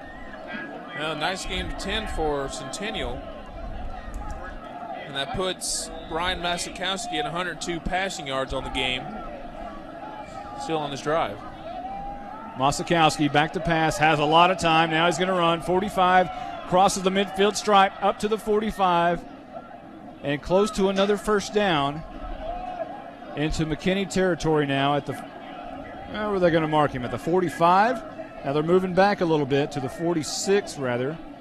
So it's a gain of 6, and at this point with 49 seconds left on the clock, you'll let Mosikowski run all day. Well, they actually spotted at the 45, closer to the 45 here. Second down and 3, under a minute now. Back to pass, Mosikowski, flag down, throws it left, caught at the 38 and knocked out of bounds at the 33-yard line. We'll check the flag, and Brandon says it's holding. Because Mosikowski would have been hammered on the play because there was pressure coming from the inside. The lineman got beat. You know what? And it's not a bad deal if you're a lineman, if you get beat, instead of letting your quarterback get hammered, to hold him. Because that's the last thing you want is to have your quarterback hammered. You're going to lose a lot more yardage, but it's better to keep him in the game and keep him fresh. And that's what happened there, holding. So now instead of the play being a first down inside the 35, they're going to take it back inside Centennial territory. So that worked out well for the Lions because now there's 42 seconds left. And for all intents and purposes, Centennial's gone about 20 yards in 20 seconds. That's not going to be enough if that ratio holds. Shotgun formation for Mosikowski. Drops back 3 steps. Moves his feet a little bit. Over the middle, Michael Liba incomplete at the first down marker. And now it'll be 4th down. And I tell you what, Mosikowski back there, when he gets in the pocket, he does that little, I don't know what you call it. His feet move real fast. He's got shaky feet. And that's not good because your quarterback needs to keep his feet set. I was just about to kind of expand on that point. He started out 5 for 6, but right now he's 9 for 15. Still isn't bad. Mosikowski is going to run this time. He's got the 48 and dragged down at the McKinney 47-yard line, maybe even closer to the 46. Regardless, it's 4th down. On the stop is Ryan Hughes for McKinney. 5'10", 175-pound. Sophomore linebacker. And see, this is where taking those timeouts were dumb because now if you have to run like that, which they do, you're basically going to have to give up on the half. And they'll take their final timeout here, and we'll take one too. Back in a moment on 97.5 KLAK. Mosikowski on 4th down, flushed out of the pocket, throws, and it's intercepted at the 18-yard line. And down right there. And coming up with the interception for McKinney is going to be Ron Washington. Actually, no, that's Matt Hanson, the defensive back, the sophomore, gets his first interception in his career, and that's the end. of the second quarter. McKinney on top, 21-7. Back in a moment on 97.5 KLAK. My bad. Hey guys, we're clear. It's 2 minutes, do it. all right? Or Want do me you to need aim 3? about it? I'll do it. Hey, can someone get the light? No risk the turnover. Is They're going to 2 get the minutes ball okay for first with you, half. or do you need 3 minutes? Give us 3. I understand. They keep trucking. They keep playing. They never quit with the effort, but for the most part, his team has put forth effort, and that's all you want to see as a first-year coach. He wasn't real happy last week with the effort that they put forth, but he has to be extremely happy tonight over there at the Colony, where it all started for him. That's where he got his first Texas coaching job, is at the Colony, and the Colony leads that game 7-0 at the half. Here's a big shocker at Mesquite Memorial Stadium, and maybe it's not a shocker to some people, but West Mesquite leading Highland Park 15-13 at the half. Highland Park has a 24-game winning streak on the line here, and some people, I think, in McKinney, if you're a North fan, would like to see Highland Park on one hand go ahead and win. I do. over West Mesquite, and then McKinney North would have a shot at stopping that streak. At this point, it's a moot point because it's a close game. Whether they win or lose, it's close. So they realize, hey, we're not so Superman-like that we can, not put forth any effort against a good team. So one way or another, what I was hoping for is gone. So now, as much as I'll say it, I dislike Highland Park. I'll root against them. Well, up north, 75, the Battle of the Axe is going on. That should be a fun game. The longest-standing rivalry in the history of the state of Texas.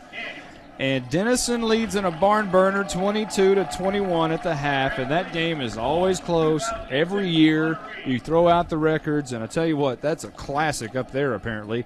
And the last score we had was Lake Dallas and Frisco, and Lake Dallas was up 10-0, and that's the last score we had from that game. Well, right? that's a good reason why North needs to get their act together, because if they lose this one, it doesn't matter. Lake Dallas is your champion if Lake Dallas goes ahead and that score holds.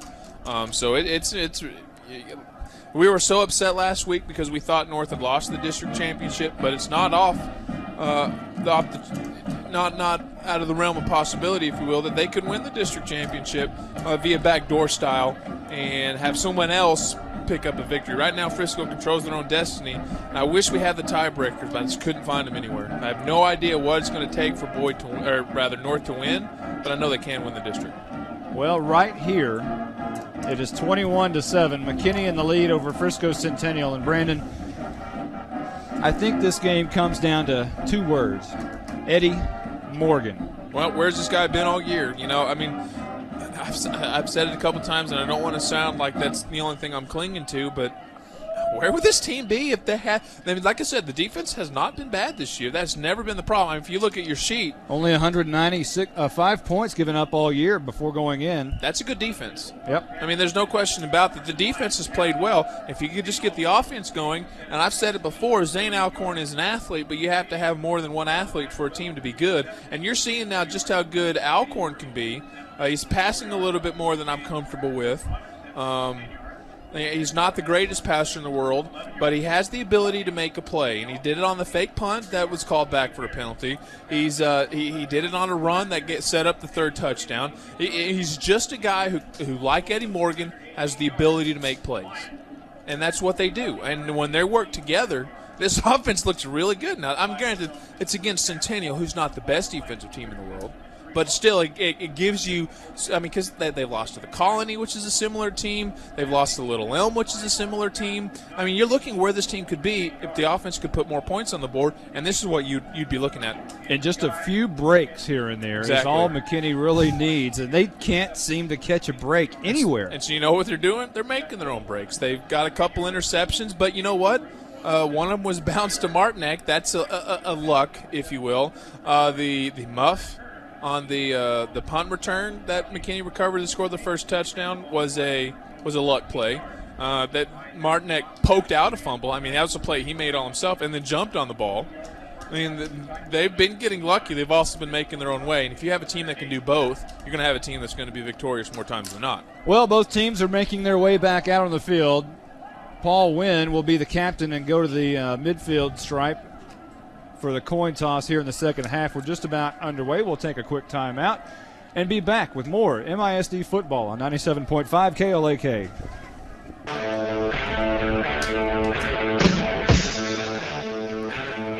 Welcome back to Ron Post Stadium. Monty Walker along with Brandon Helms, John Leidy, and Jarrett Foyt. We are just about underway here in the second half, 21-7. McKinney in the lead over Frisco Centennial.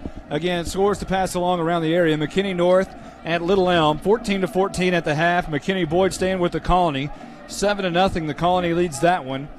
And, Highland Park losing to West Mesquite, 15-13 at the half. Texarkana and Texas High and Paris were looking for that score. Sherman at Denison, 21. Denison leading 22-21 at the half there at the Battle of the Axe. And then we have Lake Dallas leading Frisco 10-0. Right here, 21-7. McKinney in the lead over Frisco Centennial. Let's see if we can get our listeners to help us on that Texarkana game. What's the number to call if they have it back at the studio? I mean, I'm not familiar with the call number. Well, 97 point, you can look it up at 97.5 KLAK. I don't have the exact number. 1-800-766 KLAK. Actually, it's 1-800 766 KLAK. Thanks, Gene. We appreciate you back at the studio. So if you have the score, give Gene a call. We'd love to have it. We'll even give you props on air. So what can be better than that? 800-766 KLAK. Is that right? I need to write that down. Also, I need to tell you that you can listen online when you get home. If you're driving home and you want to listen online, dial in to I don't guess you have to dial anymore, but jump online to 975KLAK. I guess if you more type would. Yeah. And just go to listen online, click on there, and you can hear us. And here's the second half kick by McKinney. Going to go out of bounds. No, It's going to take a weird hop, stay in bounds. Frisco Centennial picks it up at the 18-yard line, but it goes nowhere at the 20. And what kind of bounce was that? It died. Stuck like it was in the mud. And this is obviously an artificial surface, and you don't see that unless you're on a grass surface and it's muddy where the ball just kind of sticks and comes the other way. Well, and you never see that on a kickoff. Maybe a punt sometimes, but never on a kickoff. Well, number one, they don't hit the ground a lot. They were wanting to go out of bounds. It took a bounce and then hit the nose and fell the opposite side of the out-of-bounds marker. But then that allowed McKinney's coverage team to get there. I mean, it worked great. Mosikowski, shotgun. Drops back, looking right side, under pressure, throws it across the middle, and it is incomplete, rather. It was LaRon Washington, the safety, on the coverage, and he was trying to hit Johnny Markham, the slot back. Well, right now it's important, Monty, because Frisco has the wind at their face. Centennial's an offense that likes to pass, which is going to come big in the fourth. You need to shut them down, number one, and put some points on the board to get you that cushion when they score. Right now, Centennial's only touchdown came when they had the wind at their back. Second down and 10. We'll talk to John Leidy right after this play. Shotgun. Mosikowski looks right side, throws in the flat, and it's caught and dropped at the 21-yard line. McKinney scuffling for it. No indication of a whistle, and McKinney looks like they may have it. The catch was made by Jason Rue, but no indication of anything so far from the official. John Leidy down there, and it's a good time to talk to you, John. Well, guys, that question is a question. Is it an incomplete pass or is it a completion with a fumble? The refs are actually ruling that it's an incomplete pass, so it's going to continue to be fourth down here. All right. Very good, John. Fourth down or is it third? It is third down. Well, I thought it was an incomplete pass that he didn't have possession of it, but they never blew a whistle. I was hoping, obviously, for McKinney, but that's the correct call on the field. Third down and 10 for Centennial. Moving left to right. Send two receivers to either side. Mosikowski in shotgun formation has Rue standing to the right of him. Three-step drop. Looking left side, now looks across the middle. Throws, fires, caught, and now incomplete. It comes out at the last minute. Jeff Will made the catch for a moment and then dropped it. Daniel Brash in coverage. The 5'11", 155-pound junior was on the coverage there. Well, Monty, it doesn't get any better to start a game, or start a half than what McKinney did there. And they will drop back and punt here. Mosikowski punts left-footed, which is kind of strange. Or is that Leba? That may be Leba. In the meantime, McKinney will field it and make their way to the 42-yard line in Frisco Centennial territory, and that's Eddie Morgan who returned that one. Morgan is something special. He caught that on the bounce with Centennial about a couple yards away, and somehow he turns what should be a minimal punt return into something of 15 yards. It's just it's probably closer to 12, but the plain fact of the matter is the guy has the ability just to do some amazing things. That should not have been a double-digit yardage punt return, and it was because he made the plays. Moving right to left, McKinney. Offset I formation. Eddie Morgan dots the I. Brett Helt, the fullback. They're going to hand off Eddie Morgan, running right guard, up to the 35 and down right there. And Eddie Earl Morgan gains 4 yards. Max Marr on the stop. Well, I hate to keep touting the horn of Eddie Morgan, if you will, but the guy just has the ability to do things. He's a tough guy to bring down.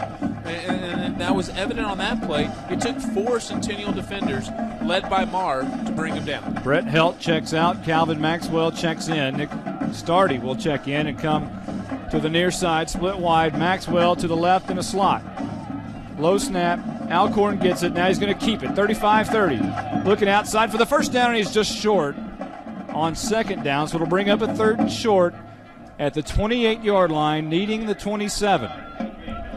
If you're given the option as a coach to get a 6-yard gain on a 2nd and 7, you'll take that any day.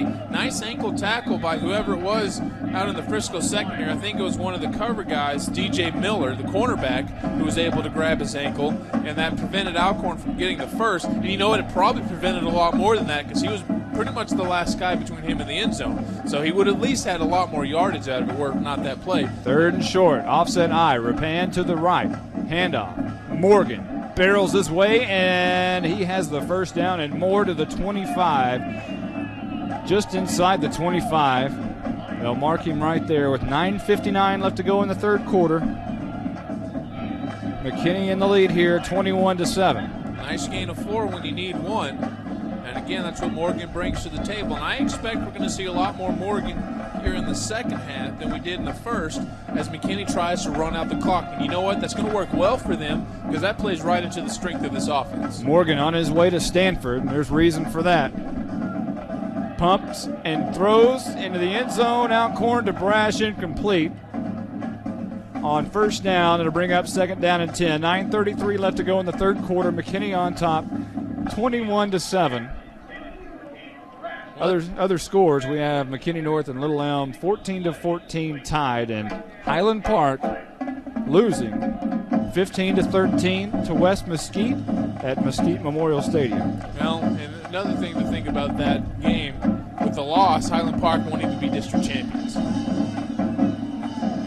Alcorn wants to pass, throws a swing pass out to Maxwell, has the 20, 15, and down at the 12-yard line. A first down for McKinney in that swing pass, and I tell you what, Calvin Maxwell can do all the work once he gets the ball in his hands. That's his 3rd reception. That play started out at the 24, so it goes down to the 10. That's 14 yards. That puts him up at 36 receiving yards on the day, and he only has 10 rushing yards, so that's where his contributions are coming from. A receiver on either side, handoff Eddie Morgan. Coming near side, cuts it back inside. 10, down to the 8, and pushed down to the 7-yard line. Eddie Morgan somehow gained something out of nothing there. He was stopped in his tracks and made a cut to the right on the left hash and gained 4 yards. It'll be 2nd down and 6 from the 7. Well, Morgan now 2 yards shy of 100 for the afternoon, and this is where he's been best in this game because he has the ability to score when they're around the 5-yard line. 2nd down and 6, 8:26 left to go in the 3rd quarter. Alcorn shotgun, bad snap. He has to pick it up, now runs left side. He has the 5, barrels his way towards that end zone, and he's down at the 1-yard line. A nice improvisation by Zane Alcorn, who had a terrible snap. He was down. It took him a moment to actually pick it up. It was at his left foot. He went down, picked it up, got up, had a blocker right in front of him, and he just skirted right behind him until he got to the 1 yard line. And now it'll be 3rd and 1. They can actually pick up a first down with about a half-yard gain. The ball is in between the 1 and the 2, so a half yard will give them a first down. Well, and how about that play, a broken play that still turns into a gain of 5? Quarterback sneak, and Alcorn, I don't believe he got in. As a matter of fact, the ball may be on the turf. No, he was down. The referees are calling that there on the sideline. He had enough for the first down, so now we're looking at 1st and goal at the 1 yard line. Setting up very nicely for McKinney here on this series. Well, I guess they may have to measure this. John Lighty, are you down there where you can see this? Yeah, guys, this is actually going to be a first down and about a half yard to the goal. They did get the first down as the ball is over the 1 yard line, which is where the 4th down marker was at. All right, John, they're stretching the chains. You were early on that call. Let's see. He's right.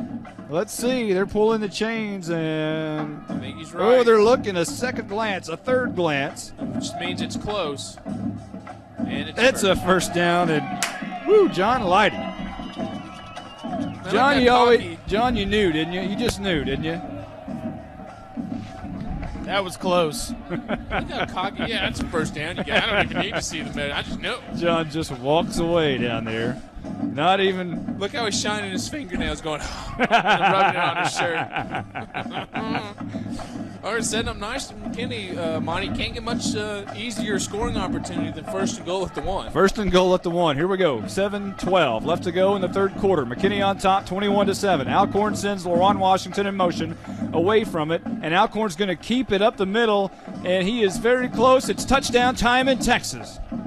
And McKinney extends their lead, and now flags will fly all over the place. Uh-oh, look out here. Well, we might have tempers starting to flare up. They're pushing one of the Centennial players. I can't see his number. It's being blocked for me. He's got traditional arms out. It's 67, John Burke. And anytime the guys have their arms straight out like this, wondering what's going on, then you're like, what would I do? That's generally an indication of a penalty. And John might have a little information. I think he's trying to tell us up here about that penalty. John, go ahead.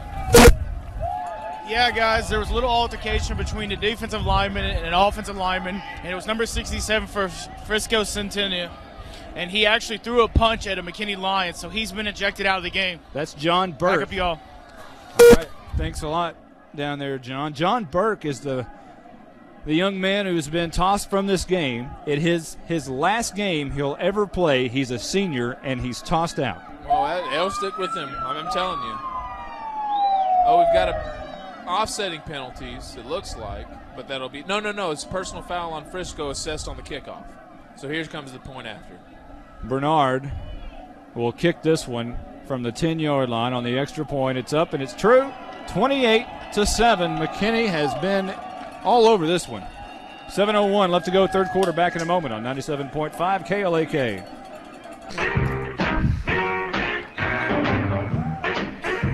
Welcome back to Ron Post Stadium. Monty Walker along with Brandon Helms. 28-7. McKinney in the lead here over Frisco Centennial. It was a 9-play, 42-yard drive capped off by a 1-yard touchdown by Zane Alcorn. Took 4 minutes and 25 seconds off the clock. And with the infractions and with John Burke being tossed from this game, McKinney will actually kick from the Frisco Centennial 45-yard line. It should be a touchback with the wind at their back. Well, you would think Bernard, he's going to kick. Actually, that's not Bernard. That is C.J. Gonzalez, and he will kick it down to the 10-yard line. It's not a touchback, and McKinney may have a loose ball at the 10-yard line. The referees are sorting things out at the bottom of this pile. McKinney obviously pointing towards that south end zone. No indication, and now a lot of indication from McKinney. Nothing yet from the officials. And it is McKinney ball.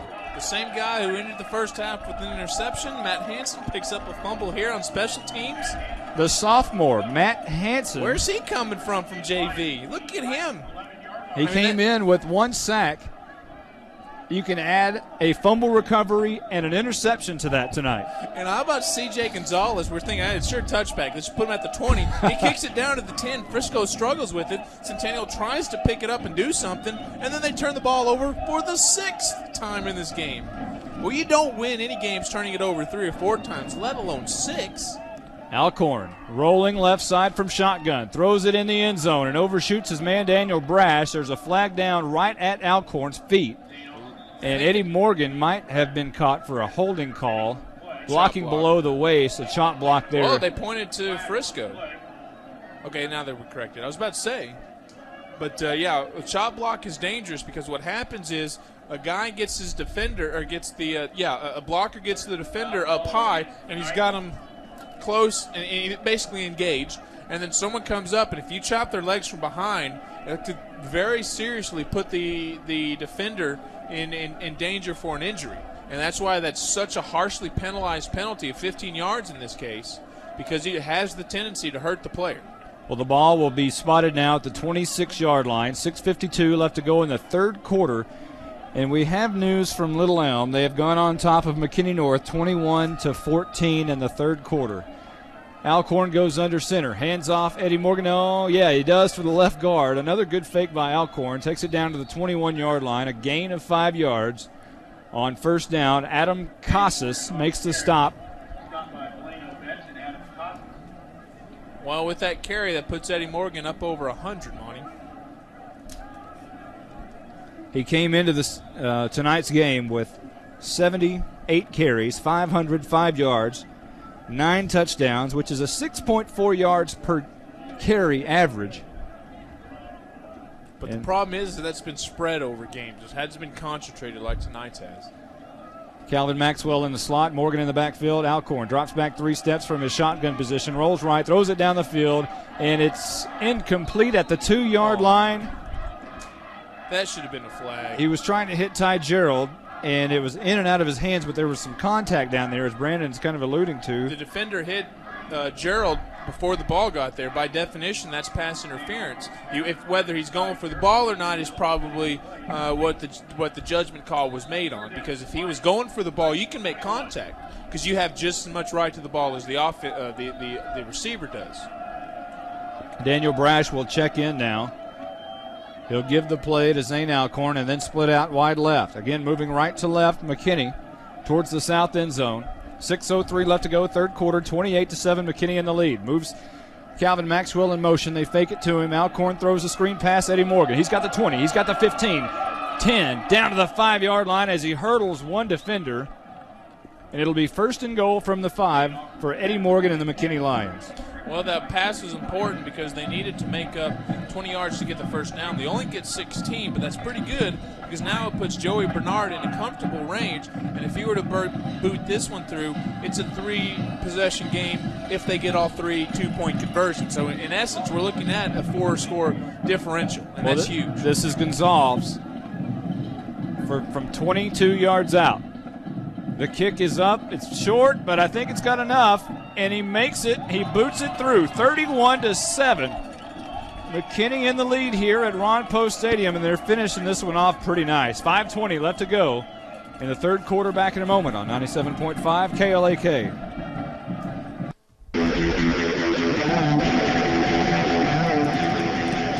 Four plays, 19 yards for McKinney as they add to their lead. 31-7 on a 22-yard field goal by Mr. Gonzalez. C.J. Gonzalez, and I apologize if I'm mispronouncing that one. I've already made my corrections for the Ripan family. There we go again. This is going to be taken at the 15-yard line on the kickoff, and Frisco Centennial. I tell you what, when you get a name stuck in your head, you just can't lose it sometimes. It's tough. I apologize to the Ripan family. 19-15, Highland Park just went over West Mesquite in the third quarter. And McKinney North still losing at Little Elm, 21-14. Well, what's going on there? I mean, they're starting to worry me a little bit. Well, Frisco Centennial a little worried here. They'll take the ball at their own 26-yard line with 5:12 left to go in the third quarter. Mosikowski throws a screen pass out to Guys, gets a good block, cuts it inside, And the whistles are going to blow here. The ball hit the ground. He trapped it. Oh, I see. He's picking it up. So they'll call that one incomplete. We'll try it again from the 26-yard line on second down. 31 points for McKinney. That's the most they have scored all year, except for the McKinney-Boyd game when they tacked on 34. I take that back. Sulphur Springs, McKinney scored 32, so twice they have been above this 31-point mark. Well, and the nice thing is we still have near a quarter and a half. This has been a very good offensive performance by anybody's standards. Second down and 10, handoff Rue up the middle, and he's going to gain a few yards, probably 7, out to the 33-yard line. So a nice gain there of about 7 yards. Under 5 minutes now in the third, 31-7, McKinney on top. And as you hear the PA announcer, Mike Bruck, there it is, third down and 3. Shotgun, Mosikowski as always. Rue stands beside him, drops back 3 steps, looking left side, now looks across the middle, fires right for his freshman receiver. Enough for the first down as it's caught at the 40, and he goes down right there. Prescott Mack makes the stop on Brian Singer. And Singer is going to be a great football player because I tell you, if you look at him, and you'll see the film on True Image Productions, this kid does not look like a freshman at all. Mosikowski drops back, throws right side. He has got Markham, and Markham makes the catch at the 45 and is knocked out of bounds by LaRon Washington. And that's just shy of midfield to the 48-yard line, close to another first down. Well, right now the Centennial offense starting to get their passing game going, which needs to worry McKinney a little bit because even though they're down by 4 scores, they can put them on the board fast. Mosikowski throws across the middle, caught once again, and for a first down goes the wide receiver Jeff Will, actually the slot back. And I tell you what, they throw a lot of receivers at you. Ryan Hughes makes the stop for McKinney, but they have a ton of guys catching the football between Brian Singer, Johnny Markham, Jeff Will, Michael Leba, Jared Turner, Rasheed Baker even. They'll catch a lot of passes. Here's a pass that's caught out to the left side on the left hash for a yard before the Lions bring him down on first down. It'll be second down and long. Maybe a gain of a yard there.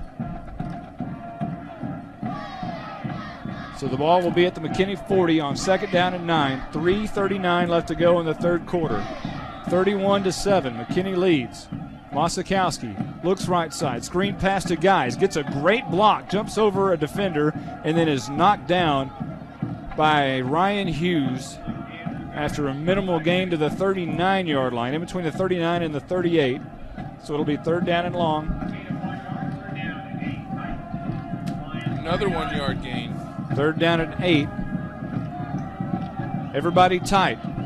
Mosikowski, 3-step drop, under pressure, steps up in the pocket. He's nailed as he throws and it's incomplete. He had great pressure there by Major McGee and also, I believe that's Hewlin. Is it Hewlin? No, it's going to be Co Estes, who came into the game with 3 sacks. He was a step away from getting his 4th right there. Well, and that contributed to Brandon Holmes dropping that pass. Whoa, they're going for it, Monty. 4th down from the 39-yard line. Mosikowski trying to draw McKinney off sides. I think they did. Mosikowski's going to throw the home run ball down. He's got Leba, and he overshoots him by half a step, and it falls incomplete at the 1-yard line, but I believe they're going to get a new set of downs. Well, not a new set. Or an extra. It's going to be 5 yards instead of 4th and 8, 4th and 3, which is a lot more manageable. Update, North are now tied, so we're at 21-21 at Little Elm. So I'm glad we're here because I like this game, but it looks like it's a barn burner up there. I shouldn't say barn burner. It's not high scoring, but it's definitely a fun one. So the 5-yard penalty on McKinney. I don't know if I'd like that over there, though, to be honest with you. And I understand what you're saying. Well, yeah, it's fun. I mean, obviously with our ties to North, it'd be a little more. I don't know if I'd have any fingernails left. More suspenseful, absolutely. All right, 4th down and 3. Mosikowski moving left to right. See, they were trying to get him to jump, and that's what they were doing on 4th and 8. They didn't jump there, so they changed the play. Drops back, 3 plays, looks right side, under pressure, fires off the hands of Michael Leva, incomplete. McKinney will take over at the 34-yard line. And a nice defensive stand there by McKinney. Well, second turnover on downs now that Frisco Centennial has done in this game. It's almost as if they're getting desperate, if you will, going for it on fourth down in the third quarter, and I can understand why, but you still have a full quarter left with the passing team with the wind at the back. I mean, it's not like this is an insurmountable lead. I'm not comfortable with this. I'm happy with it, but not comfortable with the lead. And so now you just turn it over instead of, punting, maybe putting McKinney at the 15. You now start him at the 35. Well, first down and 10 for McKinney, moving right to left. 2:53 on the third quarter clock. Alcorn fakes the hand, looks left side, throws it down the field. Wide open David Grayson, and he overshoots him by a half step at the 40-yard line. And that one was just off target, but Grayson was all alone. Yeah, he found that seam in the zone coverage deep in the secondary. They were running seam routes and on the middle and running fly routes on the outside, which are basically those three routes are just straight down the field. And now you force the safety to commit to one of them, because if he doesn't commit, then another one's going to be open. You're basically forcing his hand, and the safety went to the outside, and he was left all alone, but as Ames done a couple times tonight, just overshot him. Shotgun, low snap, Alcorn, handoff. That's Morgan. Ooh, he's met at the 35 and knocked backwards. He took a pop right there. But didn't go down. A gain of a yard. They'll give him just past the 35. Woo! That was a stick. Well, but he stood up, that's just what he does. That's why he's such a good runner. He's hard to bring down. He's kind of an Eddie George type of back. A big, tall, runs with speed. He has a little bit more speed than everybody else on the field, which makes it a lot more dangerous. This guy could be a fullback if he wanted to, but he's had so much skills in terms of moves and the ability to go out of the backfield, catch, block, things like that. He's more valuable as the tailback. Shotgun, Alcorn drops back 3 steps, looks left side. Starty in and out of his hands and incomplete. It'll be fourth down for McKinney now with $1:58 left to go in the third quarter, up 31-7. So I think you're going to see definitely a punt here. McKinney, they've got the comfortable lead. They don't want to give up field position. And on comes the punt team. And they only took a minute off the clock there in that possession.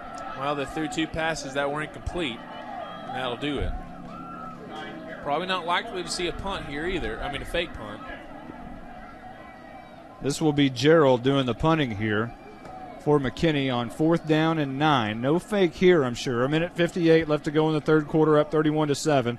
And Gerald will boot this one away. A good punt all the way back to the 26-yard line and out of bounds there, and it'll roll actually to the 24, the officials say. A nice punt by Gerald pins Frisco Centennial deep in their own territory with $1:50 left to go in the third quarter and down 31-7 to McKinney. Well, he's punted the ball 3 times tonight. That's the second one to go for 41 yards. Not a conventional punting motion Gerald has. He takes it. He doesn't take a step forward. He just basically drops it and kicks it. He doesn't get his momentum going. And you know what? If that's what he's comfortable with, you obviously don't want to change it. But it's definitely odd to see. 3 receivers near side. Mostakowski stands about 5 yards back in shotgun, rolls right side, now wants to throw it back to the other side. Leba has it bounce off his face and incomplete at the 25-yard line. And that's not Leba. I take that back. Apologies to Leba's family. It's Brandon Holmes who had it go off his face. Well, right now this Centennial offense is out of their rhythm. Mostakowski's jittery. The receivers are dropping passes, and they're just not flowing like you would expect a team that has passed as much as they have this year to look. 2 receivers to either side for Mostakowski and Frisco Centennial. Second down and 10. Throwing left side. Caught at the 35-yard line. First down for Centennial. Daniel Brash in coverage with Eddie Morgan. And it's going to be caught by Brandon Holmes again. Didn't have this one go off his face. This one went off his fingertips and into his arms for a first down at the 37-yard line. This is going to be running on the right side. LaRon Washington makes a stop on Rue, who crosses the 40 to the 42-yard line, a gain of about 4. Well, not something we've seen a whole lot of this game by Centennial. It's a run. That's the 8th run on the game. You compare that with Eddie Morgan, who has 20 rushes on his own. And 2 different offensive styles. Second down and 5. Moving left to right. Ryan Mosikowski pumps, throws right side, down the field, overshoots his man. Oh, it's intercepted. Oh, my gosh. McKinney intercepts it at the 30-yard line, and they are having a whale of a game defensively with these turnovers. Who came up with that one? Daniel Brash, Jared Foyt says. Brash comes up with the interception with 58 seconds left to go in the third quarter, and McKinney already on top, 31-7. What a way to end your senior career, and what a way to end the season at Ron Poe Stadium. Well, it's funny. That's a catch he tried to make on the offensive end a couple times tonight when Zane Alcorn's just missed him. He's dove. He's had it off his fingertips a couple times, but this time he makes a key interception. 7 turnovers. Wow. What a great catch it was. Here's a handoff up the middle, skirting to the 35-yard line. And that's going to be Eddie Morgan. Chad Bliss on the stop for Frisco Centennial on a 5-yard gain. Close to the fourth quarter here with 40 seconds on the third quarter clock. Well, and this is where we're going to see a lot of Eddie Morgan. Likely the last play of the quarter, unless Frisco wants to take a timeout. They did it in the first twice. I doubt they will this time, obviously, but a little facetious. Alcorn stands at his 30 and shotgun. Hands off to Eddie Morgan coming around on the counter play, and they sniffed that one right out. A great job by that Centennial defense. On the stop, Adam Casas for the Titans, and he stayed at home. He never left his position, and now it is fourth quarter time in Texas as that clock expires here in the third. 31-7, McKinney in the lead. Back in a moment on 97.5 KLAK. We're on the different channel. You're listening to McKinney Lions football on 97.5 KLAK and online what was it? 97.5KLAK.com.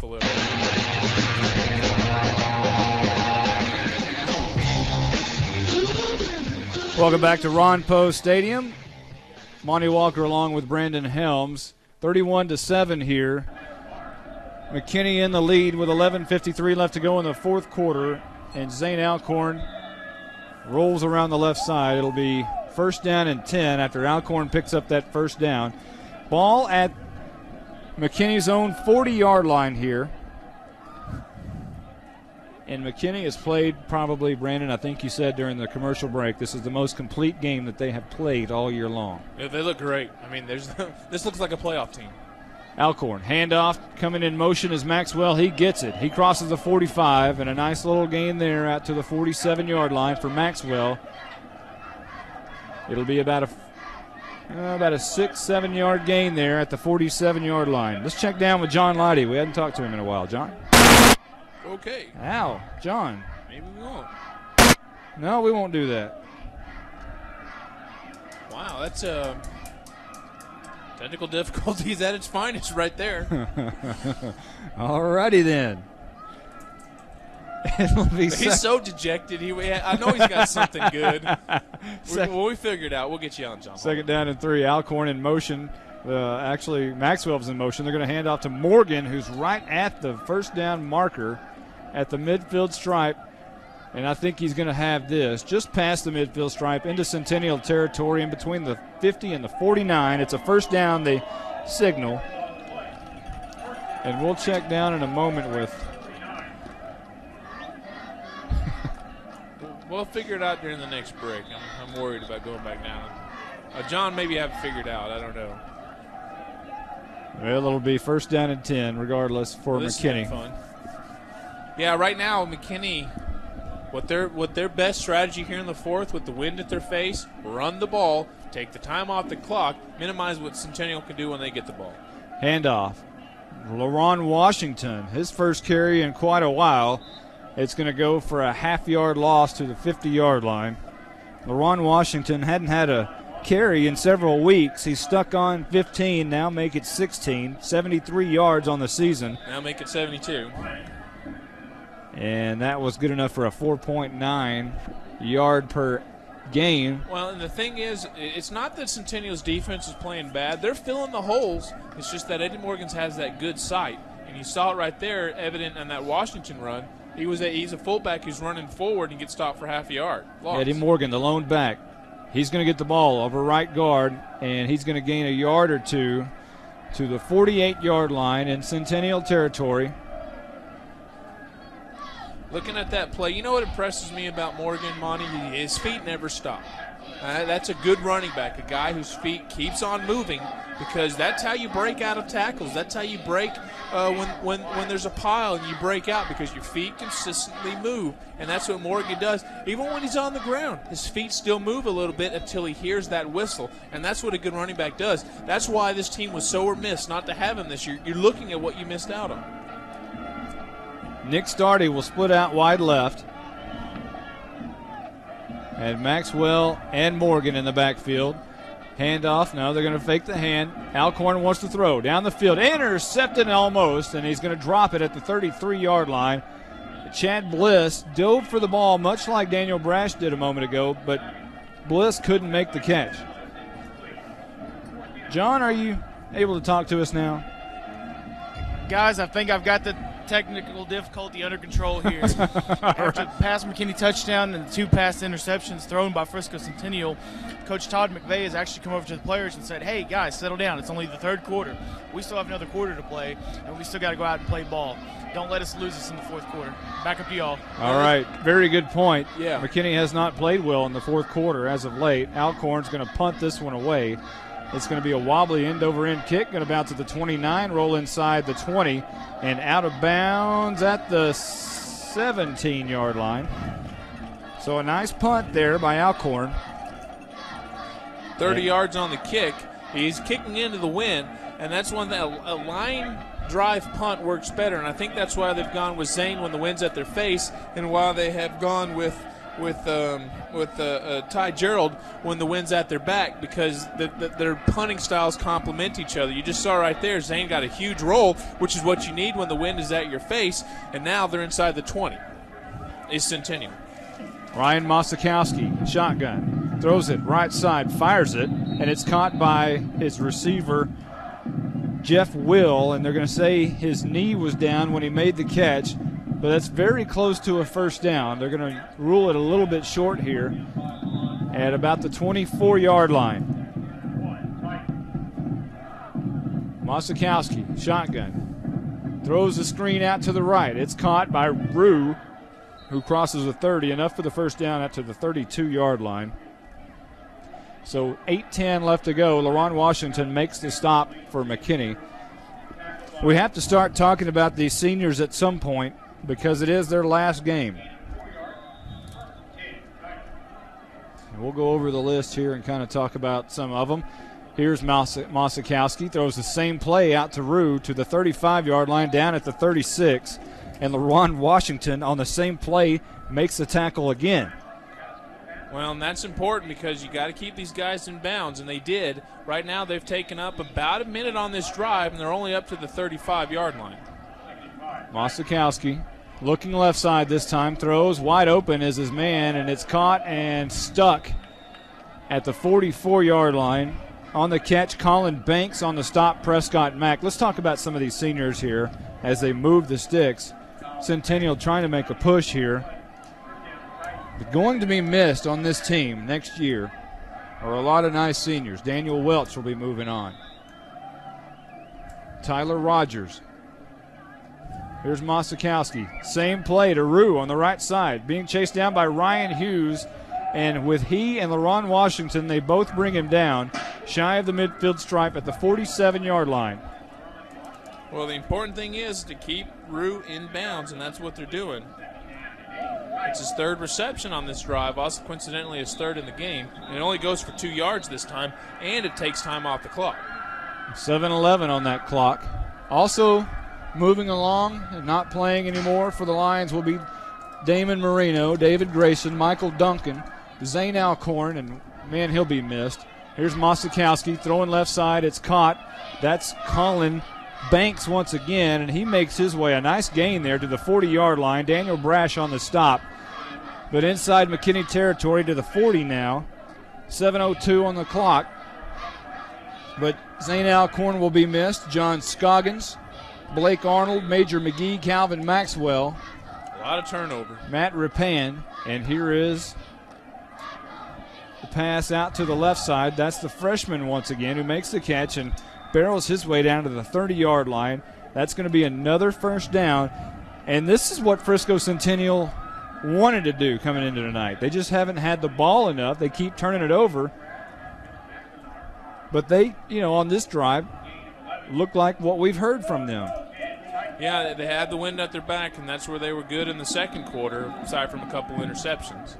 Or rather, the first quarter. Osikowski drops back 3 steps under pressure. Estes in his face, and now there's going to be a flag. Martinek hit the receiver a little bit early. Leba was out there. I think they were both going for the ball. Well, Martinet looked like he if I was the referee, I would have called that he was going for the tackle and he got there too soon. If he could have sold going for the ball, then that'd be different. But Matt Ripan will be graduating along with Eddie Morgan, Justin Davis, Eric Minson, LaRon Washington, John Volberding, Josh Lane, Estes, Sean O'Neill, and we feel sorry for Sean, who's going to have shoulder surgery. Mosikowski drops back 3 steps, looks right side, throws, and it's caught. Not a lot. And going out of bounds, a 3-yard catch for Markham, Johnny Markham. And it'll be 2nd down and 7 here with 6:31 left to go in this game. Real quickly, Monty, right now, Mosikowski's thrown to 9 different receivers. And that's what we have seen from him. He throws this one low. Markham digs it out, caught at the 18, skirts his way to the 11-yard line. It's going to be tackled by Prescott Mack. And that's going to be close to a first down, but a little bit short. We'll be saying goodbye to Matthew Steinbrenner, the Canadian, Jared Tabor, Joe Areola, Paul Wynn, who you've got to feel sorry for him. Here's the throw out to the right side. It's caught by Jeff Will again, and he'll move the sticks to the 5-yard line. It's a nice drive. Yeah, but it's taking a lot of time off the clock because they're going short West Coast style passing. They've already burned 3 minutes on this drive, and they can't afford to burn that much. 13th play of this drive for Mosikowski. Shotgun, looking left side in the end zone. Now flushed out of the pocket. Rolls right. Steinbrenner had him, and he's going to throw this one out of bounds and incomplete. And it'll be 2nd down and goal from the 7. And that's what I'm making reference to. That play took 11 seconds off the clock, and you may be saying, so what? We're middle through the 3rd, or rather 4th. But when you have, for all intents and purposes, 4 scores to get, I mean, you're going to have to score quick. You can't afford to waste even 11 seconds. Paul Wynn, who was penciled in as the starting nose guard here, blew his knee out before the season and did not play a single snap of his senior year. See, that's what we're talking about when we say McKinney's just had bad luck. Shotgun for Mosikowski from the McKinney 7-yard line, looking left side, flushed out a little bit, throws, and it's incomplete. Eddie Morgan wanted the pick, but it was underthrown a little bit. This is a good example of where an offense like this starts to fail because they have no territory to throw. Colin Barr will be graduating, Jonathan Arnold, Alex Vandenbush, Bake Lee, a lot of those linemen are leaving. Sean Wash, Nick Stardy, Greg Miller.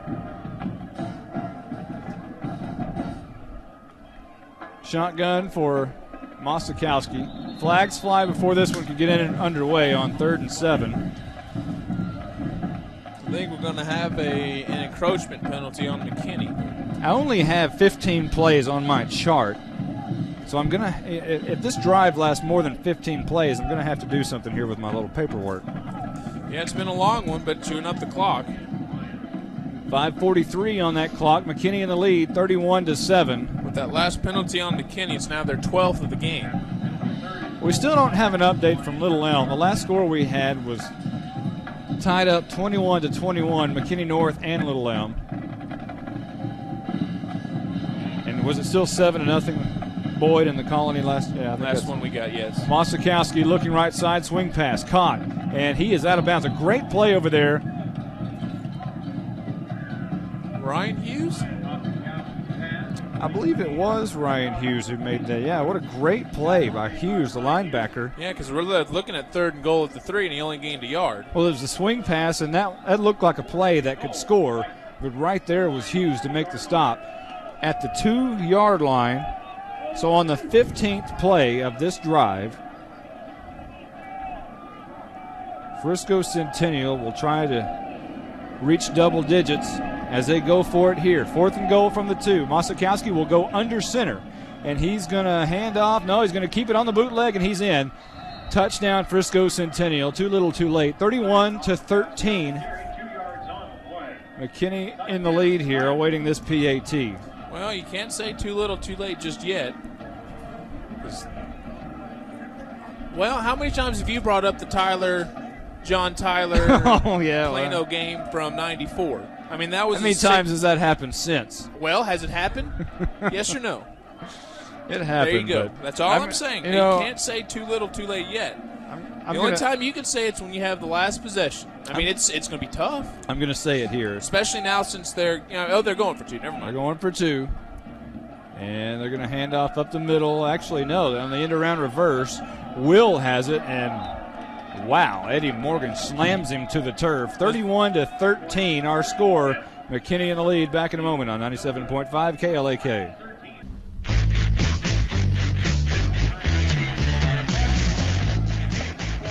Well, it was a 15-play drive that took an enormous amount of time off the clock. Only left 5 minutes and 32 seconds left to go in this game, but a 2-yard touchdown by Ryan Mosikowski brings our new score, 31-13.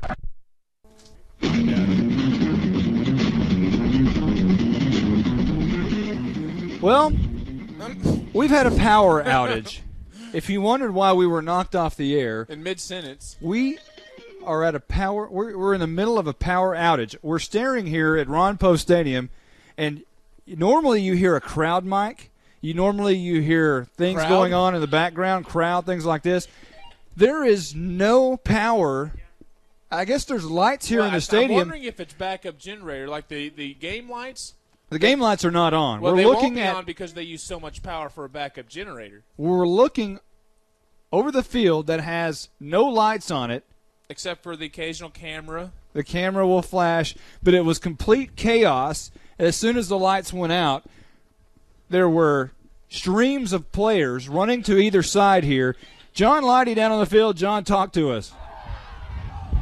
Guys, it was actually a pretty funny moment. The lights went out in the middle of a punt, and we had a couple players that were actually dancing on the field. That's about all that you can see because the scoreboard is still lit up, and there's 2 rooms in the floor above y'all that's actually got lights on. But other than that, the ambulance turned their lights on. All the golf carts out here, the police officers, all the personnel out here for the stadium have got flashlights and have actually shined them on the field, making sure that everybody is safe and nothing else is happening out here. Hey, John, the coaches have taken great control and got their teams to their sideline, had them take a knee, talking to them. The head coaches are actually out midfield right now talking about how they're going to resolve this issue once they get the lights back on if they can. Hey, back with y'all. All right, John, can you hear me? I mean, we can't tell. Yes, I can hear you. Hey, go out to midfield and see what they're saying. This would be interesting because with this late in the game and as huge a score it is, this could be a situation where the game's over. The only light that's hovering over the field is the scoreboard, and the scoreboard is at least 35 yards away from the field goal post. You can clearly see the KLAK logo. Here we go. We can hear the field mic now. Well, this is John at the center circle. I wonder if they kicked him out. And you know what? We can't even see John because it's pitch black on the field. We see nothing. We can see a pile of gold helmets down on the sideline, but that's about it. We can't really see, and we're going to use John's field mic as our crowd mic. I think they're shooing him away. What you got, John? Guys, the lights are starting to come back on. They're going to attempt to get them back going. The referees are unsure of what exactly knocked out the power, but if they can get the power turned back on, they're going to resume this game back where they left it off at 4th down. Well, there's 5 minutes and 32 seconds left on the clock. This isn't the only strange shenanigans going on across North Texas. There was another game, and I can't remember exactly where it was. Gene, our board op back in the studio, was telling us of I think it was Flower Mound. I think he was telling us Flower Mound. A fan ran onto the field with pink underwear on. It was either a guy or a couple of guys with pink shorts, he said. You know what? So it's a crazy night. It's a crazy night across North Texas. Is there a full moon? Just out of curiosity. You know, we had one not too long ago, so I don't know. But if you look over there at Little Elm, there might as well be 35-28. And I don't know if the power went out with McKinney North or not. But their offense sure has. Their defense apparently has. Well, both, I guess. I mean, they should be scoring in the 40s, and defense hadn't. The way this season's gone, not giving up anything beyond 20. Little Elm on top over there, 35-28. Look at the scoreboard, Matt. Please stay in your seats. Everybody remain calm. We're working to fix the problem. The lights are. I thought it looked like they were illuminating a little bit, but now I don't see much of a change at all. The officials are still at the midfield stripe. Well, something's coming on behind us. I don't know if that's the press box illuminating or not. Yeah, it does. It actually, I can tell that it's getting a little brighter out here. But again, it could be the simple fact that the press box lights, security lights. As you see over there, there's street lights that are just above the stadium. I don't know if they're on this side or not. But beyond the home side, there's not a whole lot that looks a little bit more lighter than it did a couple minutes ago. The two, advertising spots on the scoreboard stand right out. McKinneysports.net and KLAK both standing out on the scoreboard over there. But, we can't see anything else. This is crazy. I've never been a part of it. Now, well, we're I getting tell the you most what, from our advertising dollar. I've been a part of one game up at Munson Stadium. Oh, it's back. Yeah, the scoreboard's back. It went off for a moment. This is fun. We were a part of one game at Munson Stadium in Denison about 3 or 4 years ago where lightning was striking the area around us, and they actually called the game. And as soon as they called the game, people ran out of the stadium. I, for some dumb reason, stayed in the press box for a moment, and lightning struck the press box. Oh, I wish I'd have been there for that. Obviously, you're okay, so I wish I was there for that. Yeah, it was just very loud, and I soon ran out. But that's the only thing that's anywhere close to this. John Lighty may have something down there. John, what do you got? I ventured out to midfield again, and there's a stadium personnel that's talking to the referees about the lights, and the word is that actually the radio station with Monty up there kind of yelling, it took too much juice out of the generator. All right. So hey, that's what they're telling me. Yeah. All right, Chuckles. Well, we'll turn him off. Actually, we'll use his field mic there, I guess, to have some ambient noise. Something at least. Something going down on the sidelines. Yeah, but that's great. Well, maybe not. Yeah. We'll turn that mic off. We're sorry that our voices have to be your ambient noise. We really are. Well, I'll tell you what. We'll take a quick timeout. We'll take about 2 minutes here, and hopefully after those 2 minutes we'll have the lights on and we'll be able to resume this game. 31-13, McKinney in the lead over Frisco Centennial. Back in a moment on 97.5 KLAK. Hey, you hear that? Crowd noise. You know what that means?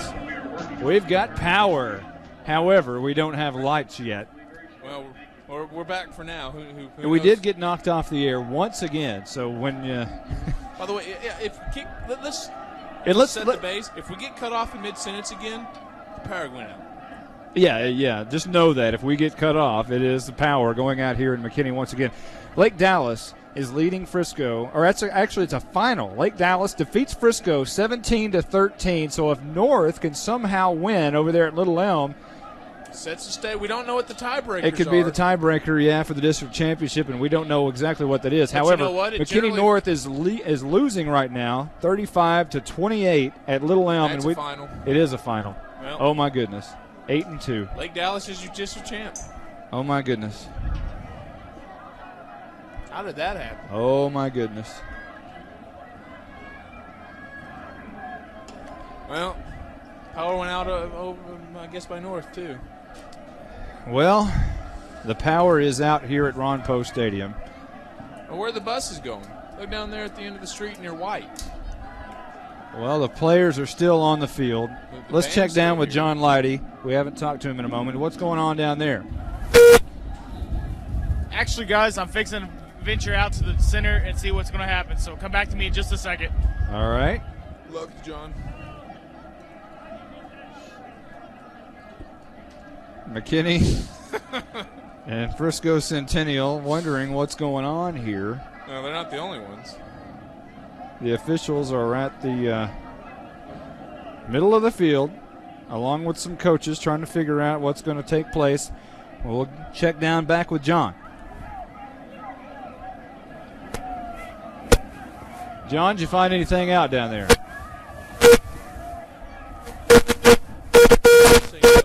I guess that's a no, as maybe John's power went out. Well, sad times for North fans on what was a complete romping through District 9 4A. Yeah, what happened to this meltdown? Got kicked in the pants last week by Frisco. How do you lose to Little Elm? I'm And curious then- on that, especially after what happened last week. Well, Little Elm on the season was 5-4, now 6-4. They were 2-4 in district, and now obviously 3-4. I mean, I can understand it if You have to wonder. We don't know whether it was like last week, were there interceptions, were there fumbles. You don't know. But McKinney North has lost, and they're 8-2, and they're going to play Highland Park next week. You would have loved to gone in on a high note into the playoffs, but obviously that's not going to happen. Well, and the thing that I'm just so curious on is, you know, I can understand it if they overlooked Little Elm had they beat Frisco last week and all that. But how do you overlook them after a loss with Highland Park next week? I'm just confused. And obviously, again, we're not there. We don't know what happened. Did they get some unlucky breaks like they did last week? A couple tips in there. Well, you know what? We don't know.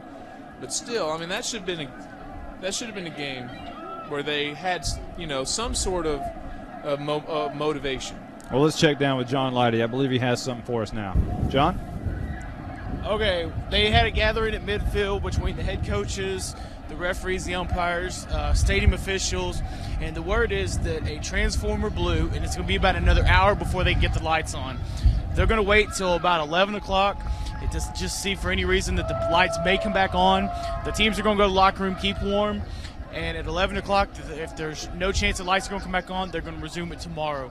So we'll get back with y'all about 11 o'clock to let y'all know what's up.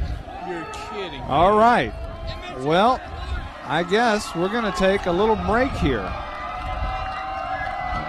You can hear the crowd as the teams are exiting the field. Yeah, the crowd has not been informed yet that it's not over. They think it's over. We will try to resume this thing at 11 o'clock. Right now it is 10:25. So we will get you back to some music on 97.5 KLAK, and then we will come back here a little bit before 11, and we'll resume this thing, hopefully. And if not, we'll talk to you tomorrow. We'll come right back. We'll see you in about 20 minutes on 97. Hey, wait a minute. The Lions. Wow. That wasn't the power. I don't know what that was. Wish it was. But the Lions are leading here 31-13. We'll see you in about 20 minutes on 97.5 KLAK. Welcome back. We have lights and we have action. And we have Eddie Morgan taking the carry here out to the 45-yard line.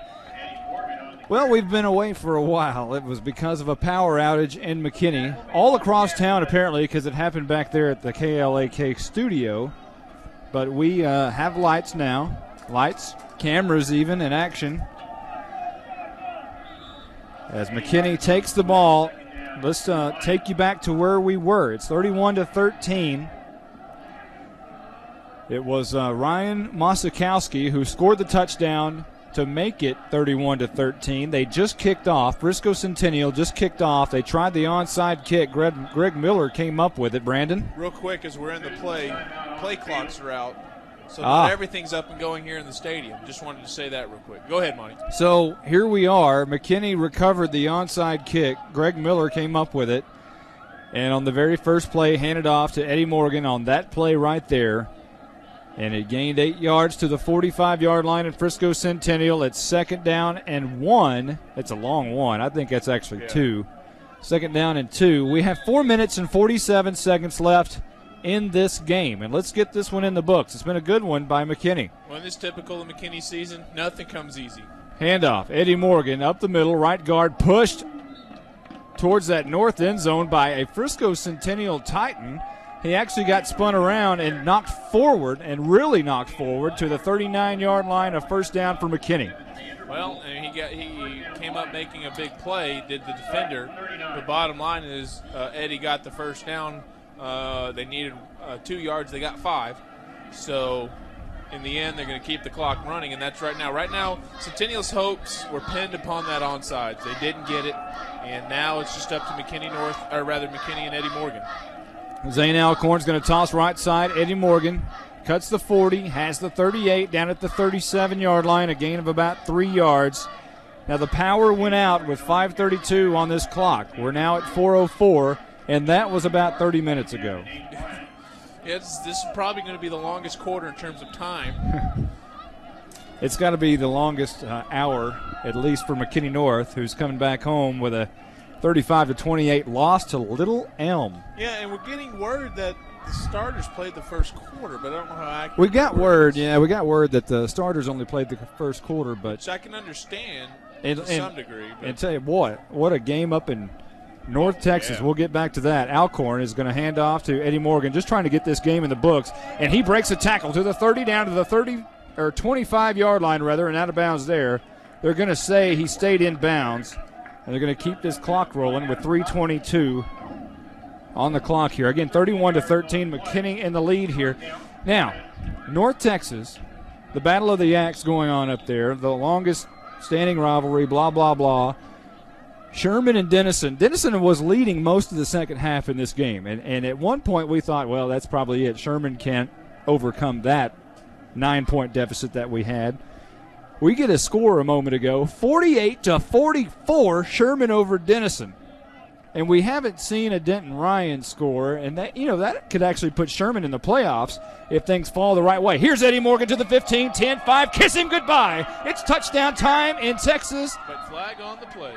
Yep, but hold up. There's a hanky on the ground that matches those gold helmets of McKinney, and this one's going to come back. 31-13.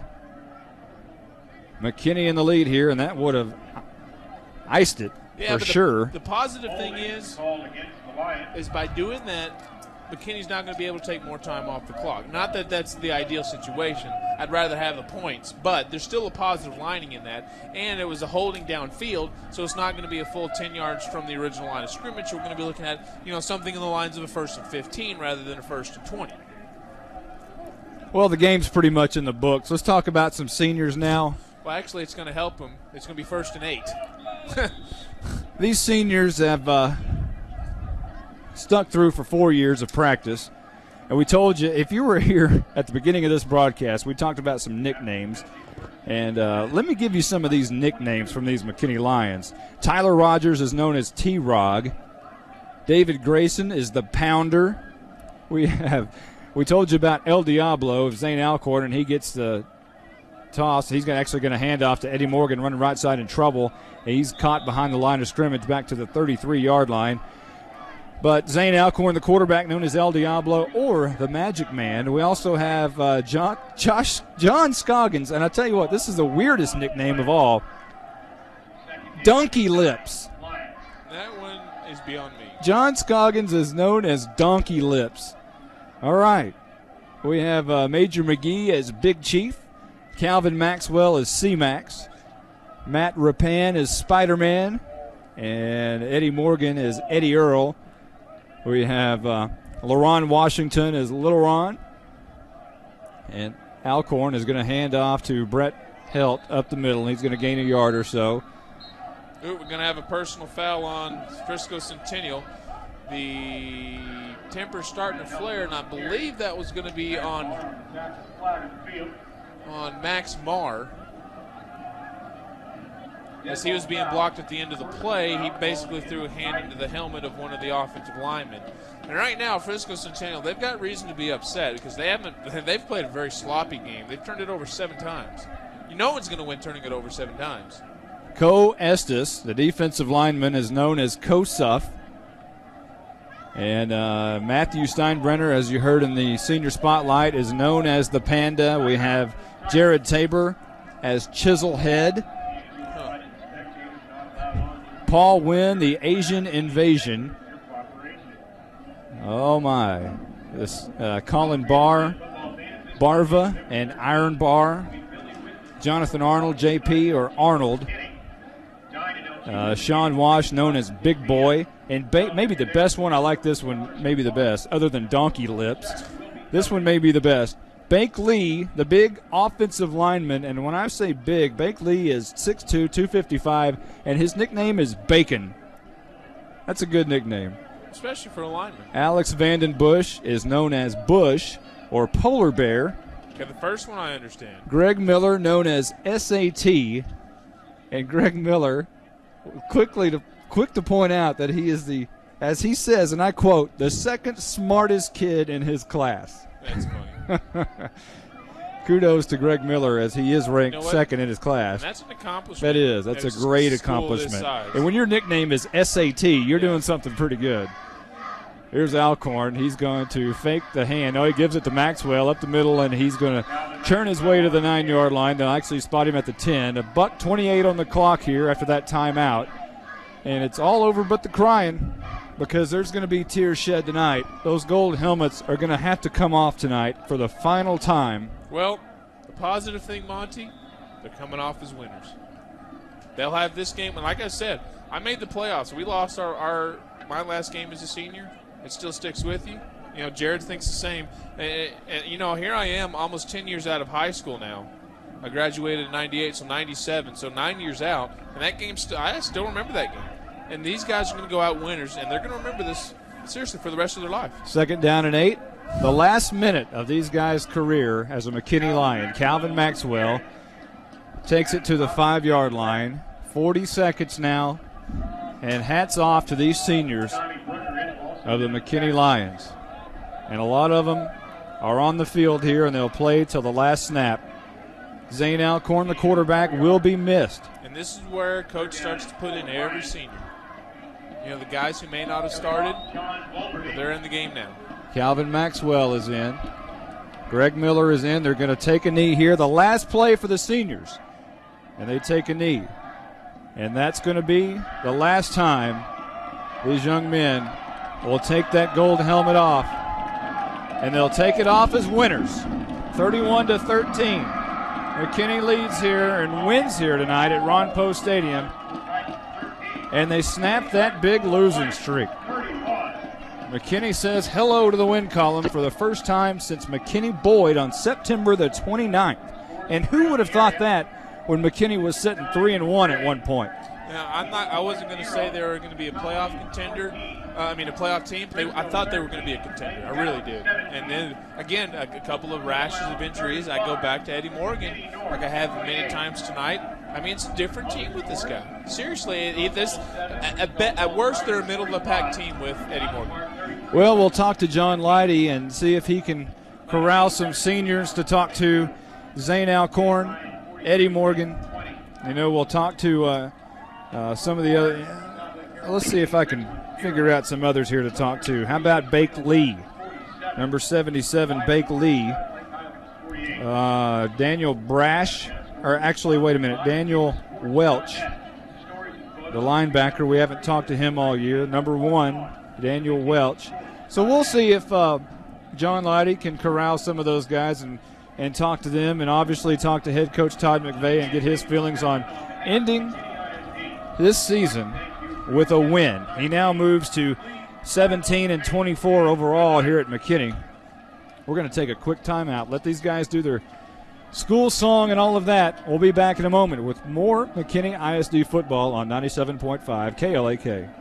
KLAK and online at 97.5KLAK.com. John Leidy down there on the sidelines. Monty Walker and Brandon Helms up here.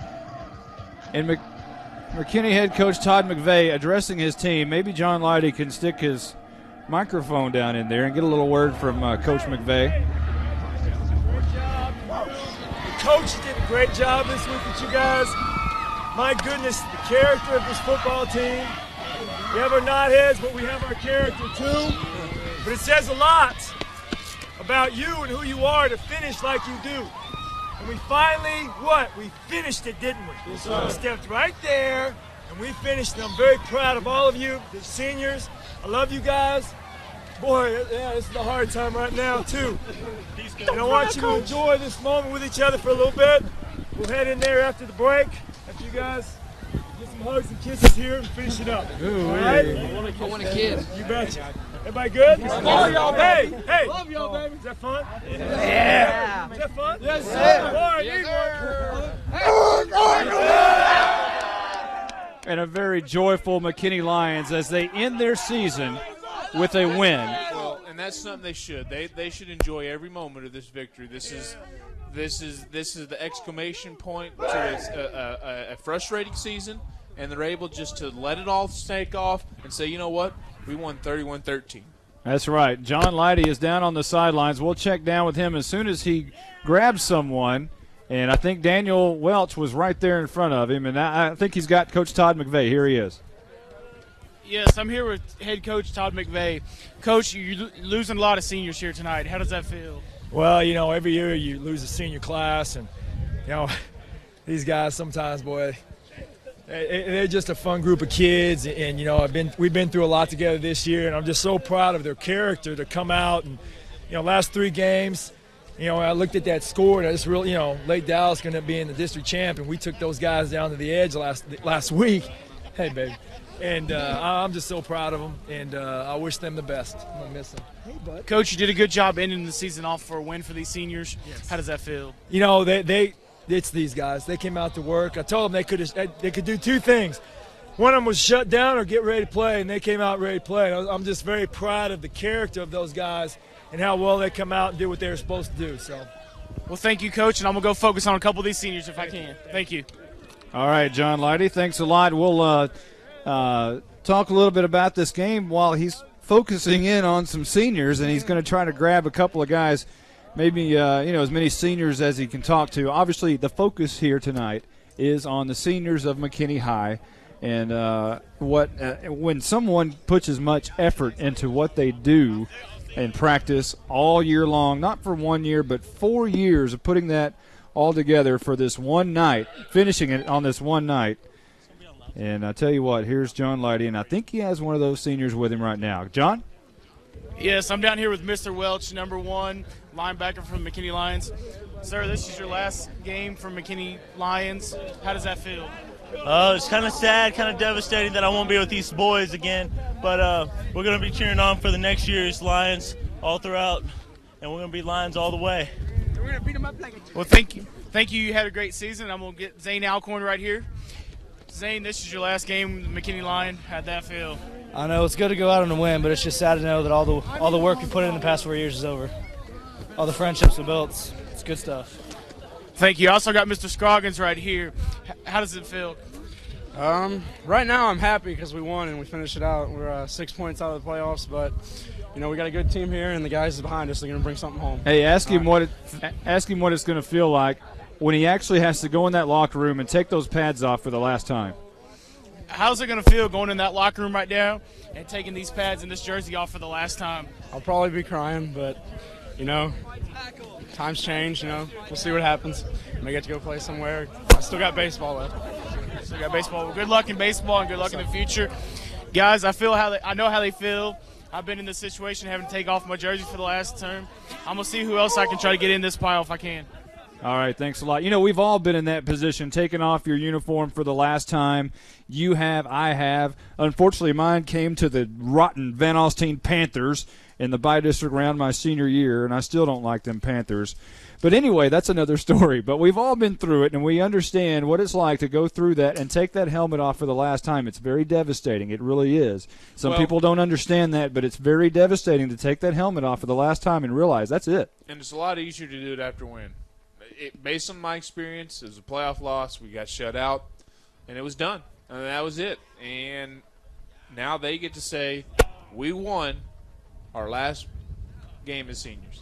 Well, and that you can't. I mean, honestly, you can't imagine what that's like because, you know, we're always told playoffs are the success, are the culmination. All right, they won this one. We have Eddie Morgan along down there with John Leidy. John? Yes, we do have Eddie Morgan down here who is fortunate enough to be able to play some college ball in the future. This is your last game as a McKinney Lion. How does that feel before you go on to Stanford? It's a good thing and a bad thing. It's kind of sad because I played with these guys for like 8 years, and then, you know, it's sad to kind of leave them, you know, knowing I ain't gonna never see them again. Probably ain't never see them again. You know, I'm trying to keep in touch with everybody I possibly can, but, you know, I'm ready to move on to the next level, you know, see what I'm really about. Well, how does it feel taking this jersey off for the last time, and you're going to change colors to red and white of Stanford? It's exciting. I can't wait. You know, I just can't wait for that. It's going to be great. Well, thank you, and good luck in the future in your career. Thank you. Guys, the final goodbye for the McKinney Lions this week. We'll see you next week for McKinney Lions. I'm sorry, next week for McKinney North Bulldogs. Back up to y'all. I'm a little surprised you got that mixed up, being an old McKinney North Bulldog yourself. I'm telling Coach Pratt. Yeah, we're going to take a quick timeout. It's 31-13, our final tonight. We'll wrap this thing up with stats and highlights right after this 2-minute timeout.